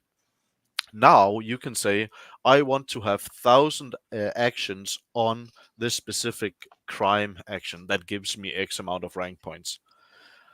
That will have a cooldown of 3 minutes per action. So, whatever that number is, 48 hours you can log in, or 22 hours later you can log in. And now that bot would have performed that on the perfect timing 1,000 times, right? And you would receive all of the in-game currency generation inflation from those events. You would receive all of the rank points from that events. You'll receive everything that you would have received as if you were the one who clicked every single time, right? So this is the only way that we can offer a competitive tool to those that have a scripting advantage. Right. And the way it's going to work is quite simple, that you will simply have to spend a key to buy a helper bot. And some have already won them through crates, and some will get them for free through their Player Plus, because you can decide to spend a key on the helper bots, or you can decide to gamble your monthly key on a crate or whatever, right? But the helper bots will become a very essential part of not only the game, but actually the entire economy as well. Because as the game goes live, the helper bots will generate more capital income than any other aspect of the game, I personally think. That will become the new key. The keys and the helper bots will become the two most capital bringing to the vault, even more than the taxman, I'm quite sure. Sure. Well, and even more than the bullets, theoretically, because that actually adds an action use case. And so you're saying that the helper bots are going to be gated to key only, so there won't be some kind of perk through business or multiple business ownerships to give you ability to buy in-game, let's call it helper bots, that are not through key generation and or random crate opening. Yeah, we have to be scarce with the helper bots because they are going to be a income element in the future. So we really want those to be rare for now. But when the game goes live, you can obviously just straight up buy the keys that you need, and then you can decide, what do I want to use the key for? Do I want to do, go to the market? Do I want to upgrade my profile? Or do I want to have helper bots? Or do I want to open crates? What do I want, right? And one of your options will simply just be buying these helper bots so that you are competitive on the ranking side. If you don't have the bots, that's completely fine. It will just take you longer than someone who has them, because that's the only way we have a reliable way of beating the scripters. Right. Right. And so, like, if we want to go deeper down that route. So if you're doing 3 action-based or 3-minute-based turns to permit a crime, rob a car, do a heist, do whatever, can you put a variable in what actions you're trying to do? Or I guess before we go deep down that role, how are the random encounters being spawned within the map for these particular crimes? Because how I would think about it is you have a Venn diagram of businesses, areas that are shady, areas that are more ritzy, and then those particular exploits of what gangsta stuff you can do in that area is precluded to the region that you are doing that in. I think you are probably overthinking the crime element here a little bit too much. What you're thinking about is more heists and organized crimes and mega OCs. These are the things you're speaking of here. The completely standard regular crimes are literally just text-based actions where you make a choice between, let's say, four chances. Do you want to go for robbing a hot dog stand? It gives you a 95% chance because you are a very high-level mafia don, and you can obviously rob a hot dog stand with a high percent chance. But if you attempt to rob the jeweler, that will give you a better payout if you're successful, but you also have a lower chance of succeeding. So basically, we have an RNG element that will either give you successful crime operation done based on your transaction, and it will give you an inflationary action where you get some in-game currency for that action, or it will put you into jail for a failed action, and now you have a complete time delay on the entire site. So for X amount of time, you won't be able to leave that page that is being in jail. And if you're doing a large cocaine smuggle, you can be in jail for 30 minutes where you literally cannot leave that page with your account. And these elements will be click elements where you decide, what crime do I want to make based on the chance of succeeding or the income opportunities. And as long as they're successful, you get the ranking points. And that is basically what matters. The income, I think, will become a secondary positive of doing crimes. Doing crimes' main objective is to rank up your character, just through a time-delayed action. So you're not actually traveling to different locations, same even in text base or a mud base or all the rest of that. If we go to trade, yes, you are, but that is for the smuggling, because the way we built the smuggling part is that every city has an RNG on pricing. So imagine in Palermo, maybe cocaine is really cheap, right? We have an RNG that moves a range between, let's say, 500 and 1,000, dollars for cocaine. But in New York or in Las Vegas, the RNG moves between maybe 1,500 and 3K. So what you want to do is basically buy it in Palermo, smuggle it to Las Vegas, dump it in Las Vegas, and then do the round trip constantly wherever it's most profitable for you to move. So what will end up happening is that you have to structure, like, if you have a cooldown on flying, which is the most profitable thing to do in the game, basically the best way for any user to generate in-game cash is through smuggling on the plane. And that's also expensive to do. But when you do that successfully, you get a lot of in-game cash for doing it. And it requires both a time delay, it requires a successful purchase, a successful sale. So there's all sorts of scenarios where you can fail during that, and it will delay you further, right? And it will basically just trade your time and attention for your allowance to inflate the in-game currency. Yeah, no, exactly. And that's what's really interesting is now you have the different city ecologies and economies to themselves, or we go back to Civ, you have trade routes. And how do those trade routes work locally? Helper bots, though, I assume are region specific. Like you wouldn't actually script your helper bots to fly the planes back and forward, or is that kind of a feature set that's going to probably be rolled out at a later date? No, the helper bots will be able to do that, but what we do is that generally the helper bots is just a calculated average, expected average from the exact same. Imagine we just calculate what would the result actually be if we did all of these actions completely normally manually, right? Then we just take an average from that and then add a range RNG so it can kind of move, let's say 20% up, 20% down. So that we just automatically assign as your result with the same delay as all of those actions combined. Right. Yeah. So that's the Okay. easy way of solving that. Cool. Archie's decided to join us. Archie's in the house. He can't jump on stream, unfortunately. He has guests, but he has some questions, Jacob. So his first question, can you comment on the functions of the connections and economic bodyguards specifically? Slightly, I can comment that having high level connections bodyguards will give you a higher inflation rate on some of your possessions. So basically, you're sacrificing either a high defense or a high attacking score for being someone who produces more money for the family. Oh, there you go. Very nice. And a follow-up then. Also, can you comment on whether or not there will be a continental bonus based on the majority ownership of the titles in a given continent? We didn't touch on that earlier.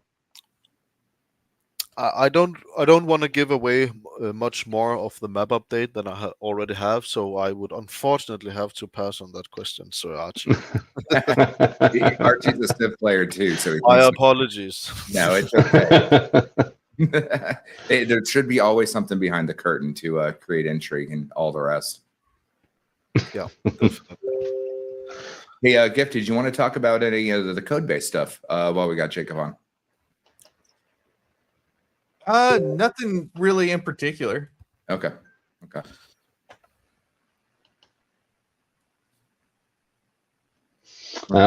We did have another couple of questions here in the chat. There's just everyone's going at each other, so I've skipped over a couple. Brenton again. Are the OG NFTs burnt when using Premium Plus, and are they then recycled to win via key rolls again? Yes, they are burned, and yes, we do have mint function, correct. Okay. And actually, just to correct you, Kool-Aid, earlier, when someone creates a profile with the 2000 Mafia, then they are gone. They are sent to the taxman, and it's the same for the family creation. So those you don't get to keep, actually. That's just a down payment. Yeah. Sure. But all the staked Mafia that you have, you because you are paying to and earn, right? So, like, yes, that is your deposit for your character, if you will. Yeah. But anything that you have in your staked wallet or your family stake is still safer, or is that vulnerable at the same time? That is kept outside of the game until you manually decide to deposit it once we go live. But sure. No, that comes back out. Oh, you mentioned vesting periods. Do you want to dovetail into that at all on the wiki, or just that's still TBD? Yeah, so basically I can give a little bit of a hint, but obviously creating a massive release of a large amount of supply at a concentrated time period is never really a good idea.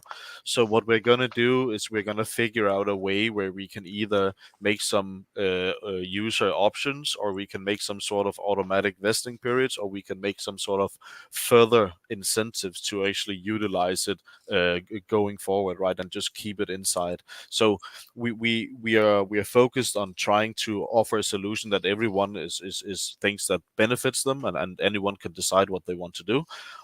But we obviously need to have some sort of mechanism that protects 30% of the supply to just be liquid at a point in time, right? I think that makes sense for everyone. Oh yeah, no, it's not only a staking ladder, but I mean, obviously on the gift tech side, we do a lot of things that make things deflationary for a purpose. And how does that binded utility create a benefit on both sides of whatever you're doing with the creation, not inflation side? So it makes perfect sense. But just to recap on that, just for everyone watching, the 2,000 MAFIA that you're going to be putting up is your deposit for your character with 1 life. Then anything that you have staked clearly will have a vesting period or be returned. Now, based on what happens in game, is there any more of your MAFIA that's actually at risk in the game, or is just your deposit your deposit? Yeah, only when you decide to bridge it in. So the way we're going to build it is we're going to build what I call the in-game bridge, the MAFIA bridge. And it's actually going to be like bridging capital to Pulse Chain and bridging capital out of Pulse Chain. So you have a complete overview of what is actually at risk and what is outside of the game, you know, and what is not at risk at all times. So we will make this more clear in some of the coming updates. We have already the layout done, and we already have the kind of the starting and the initial part of the codes done. I think it will be done this week, and we will upgrade it so people have a better idea of what is at risk, both now but also in the future with the staking. Because a lot of feedback that we have received is actually that a lot of people are worried to sign up to this because they immediately feel like someone can rock their wallet or just, you know, and I feel like that's, for me, it's easy to understand that that is not the case. But obviously it's because I know everything what's going on, and I need to understand and see it from another person's point of view, where it feels almost risky to actually create a profile, right? If you have a big bag of MAFIA. Right. Well, there needs to be a separate of church and state, if you will, between the in-game MAFIA that you're using to play versus the one that you're speculating or holding in reserve, which also is different technically than the one that you're bringing in to create the inflated version of the dollar from a family bank. Did those things change? I can't remember exactly. That, you know, staked MAFIA is technically how the only cash can go to a family. Clearly, you can get the in-game money from heist crimes or in-game actions.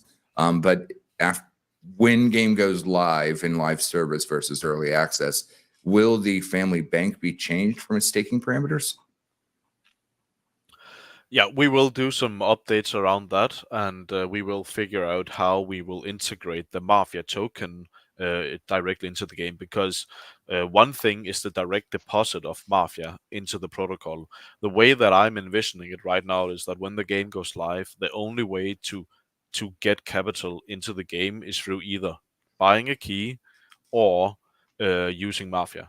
So everyone who wants to get money into the game and get the in-game currency, they need to go through the MAFIA token, and that, I think, will become a important part after we are going live. At some point, we are also looking at readjusting the tax rates based on maybe we don't need so aggressive tax rates, simply because we have third-party opportunities for basically resources generating for the vault, right?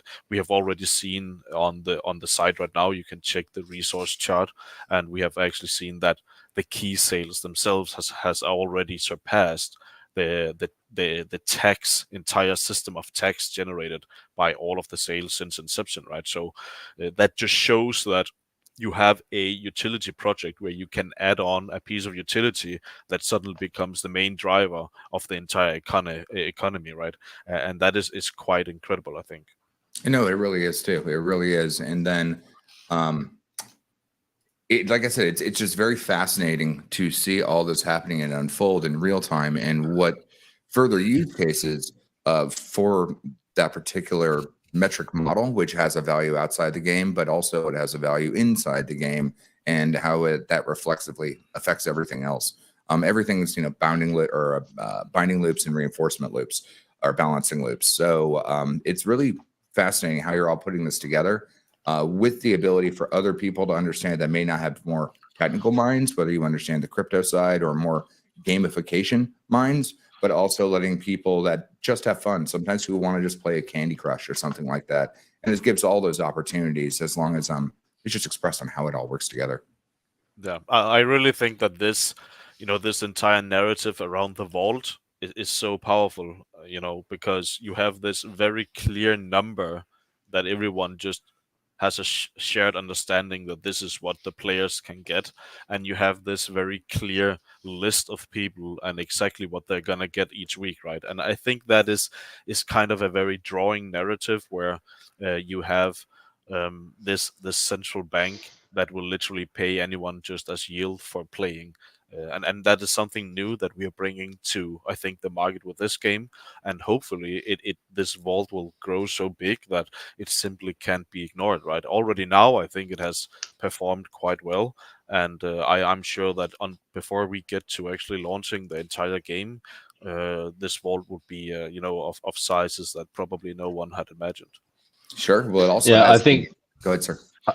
So I think on our Don's stream, I think Gifford estimated, what was it, 20 billion pulse. I think that was the highest from all the guesses at that time. And I mean, we can see the way things are speeding up. I mean, it's extremely achievable. It really is. Sure. And it also goes back into the game on how, let's say, the taxman works. It's a very good balancing loop on keeping all the assets in the game. And then again, what Brenton was just asking is that the cash that's inflated from right now be staking is actually in-game family currency. In-game family currency can be given to other players, not just the PLS earned. So there's two different equilateral ratios of how those things can be bound together. Because you can't inflate the MAFIA token, right? It's only 1 billion tokens. But the in-game currency itself can be inflated by staking the external currency, which allows that to be bound to something else. So, the in-game currency has 1,000 ways of inflating, because literally every single action in the game inflates the currency. If you make a successful crime, if you make a successful sell of smuggling or booze, anything you do almost that is not on the roulette or the slot machine, because there you are winning from some other player, right? But anything else is literally just successful inflation from the protocol itself. And that is also the way that users can actually earn capital from this game. Because if you create a user for $2 and you spend your time doing this and you are successful, you could sell that capital, you could sell that in-game currency for MAFIA and just bridge out of the game and pay the tax. And I think that the way also I can see the question from Brenton is that yes, there will be a chart between the in-game cash and the MAFIA, but something that is extremely important to understand is that the in-game cash will almost always inflate versus the amount of MAFIA that is getting deposited, right? Because the inflation of in-game cash happens through actions. And the deposits from the MAFIA token is only from people who want to basically inflate it directly. So they are depositing the MAFIA that only someone can withdraw out from the in-game cash. So basically the way you have to look at it is you are only protecting your capital if you can beat the inflation rate. In other words, you have to be in the top 50% of those that are playing. Otherwise, you're losing out to the inflation from the MAFIA token you bridged in, actually. Right. Well, there's also the other fact of the matter that by, let's say, stealing cars and crushing them at a car crusher, you now have created bullets, which also inflates that particular token on the other side, which is pretty interesting. On the other side, if like you attack someone, now that those bullets become deflationary. Yes, because those bullets are only a data value inside of the contract until it gets instructed to mint them through the admin keys, right? So there will be this absolutely crazy balance between outside and inside of the game, withdrawn as actual main assets and also deposited as just data values in the contract, and then trading on the DEX and actually spending. Because imagine you could go to DEX Screener and then type in 50,000 bullets and then see it says, well, that is $3,000, right? And then you're looking at the other tab and you're literally looking at killing someone for 50,000 bullets. And what you're going to do now is going to cost you literally $3,000 that you could have dumped on the market instead, right? So by having these liquidity pools outside of the game, it's going to, in some ways, even though the liquidity is probably going to be little and you would eat a lot of slippage, dumping 50k bullets probably, but you would still have this dollar amount on all of the important actions you're doing, right? Simply because there is this live trading DEX outside of the game. I think it's super important to balance them on both other sides, because it adds a lot more exposure on both ends in a positive manner instead of a negative manner. When you have a closed loop system, you're vulnerable to your own systems. Whereas if you have something on two ends of it, it automatically load balances between the two, which I find, not just helpful, but fascinating in my own regard of what we've done before. You think about it like how modding is intelligent to not have to put the economic energy into building something out. However, the economic liquidity or value gets leveled up on the same sense. You can get that just from economic energy outside the game versus the reactive system and how the game is being used at the same time. There's certainly a lot of interesting paths that you could go down and, explore how we should build this game for most impact and for most success. And I just hope that we have the necessary skills to do this, because creating this game is a big task, and we have taken that upon ourselves. We are only 5 people in the core team doing this, and sometimes I really do wonder if we shouldn't be like 50 doing this, because my vision for where this needs to go is just almost out of reach with what kind of capacity we have now.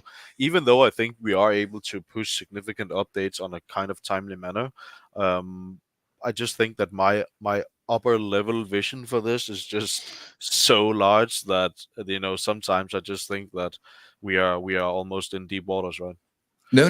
Actually, as a professional, I will tell you that when the Giff and I first started talking, he's like, Larry, we can make a game. And I'm like, no, we're not going to do that. We're not going to do that because you need the practical amount of team to do that. And by the way that you skin the game to its most core components, I looked at the wiki within 15 minutes when the Giff woke me up on day launch of this, and I'm like, this can actually work.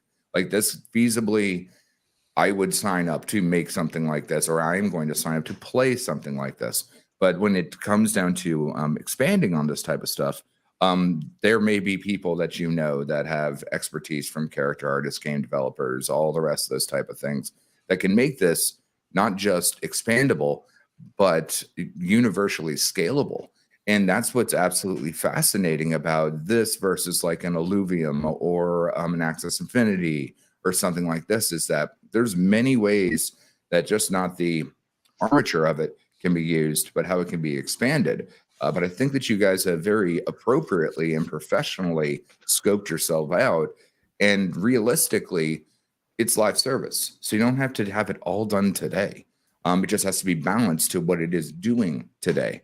And that's really the pitfall of what most real game AAA studios have a problem with, is that their scope isn't matched to their either professional ability to execute or technical hurdles. Because I know one thing that you said is that you maybe one day would want a AAA game studio to purchase this kind of thing or be working with you. And how do we take this beyond the scope and scale of your team? But I think professionally, everything that you have is right on board with what you are trying to accomplish. Yeah, thank you very much for that. That gives me definite confidence, and not that we lack confidence in our team, but what we are pushing forward, and we will obviously not give up, no matter what kind of attention this draws, if any at all.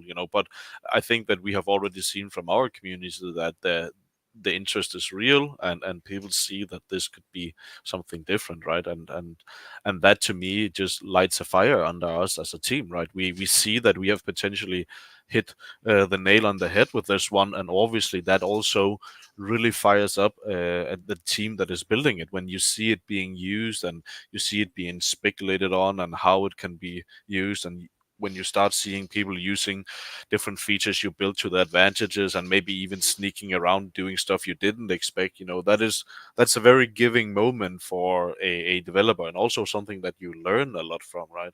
So we are enjoying building this a lot. Everyone on the team is. It's really a blast to deliver this for you guys. Oh no, it's great.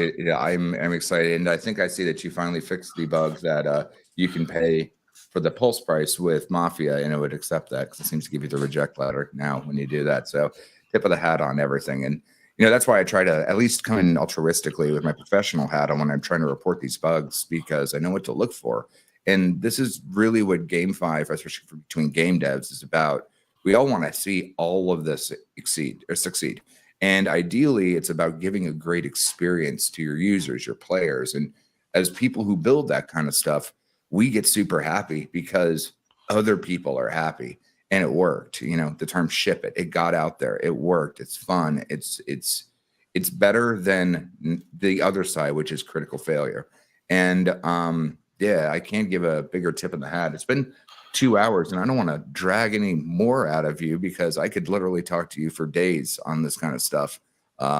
Did you have anything else that you wanted to dig into? Well, that's for you guys to decide. I will say that it's getting a bit late, so I think it will be one of the last questions, and we will also keep some of them for another good day, right? We can't spill all the beans on one stream with you, KvltDeFi. I know that we could spill it all if it wasn't for you, for me, right? So. Right. And again, I'm not trying to fish. I'm just asking questions on how I see things going forward. It's legal to fish, you know. Of course, you should. Knowledge is the most expensive in the token in the world. Wisdom's how you spend it. So yeah, no, 100.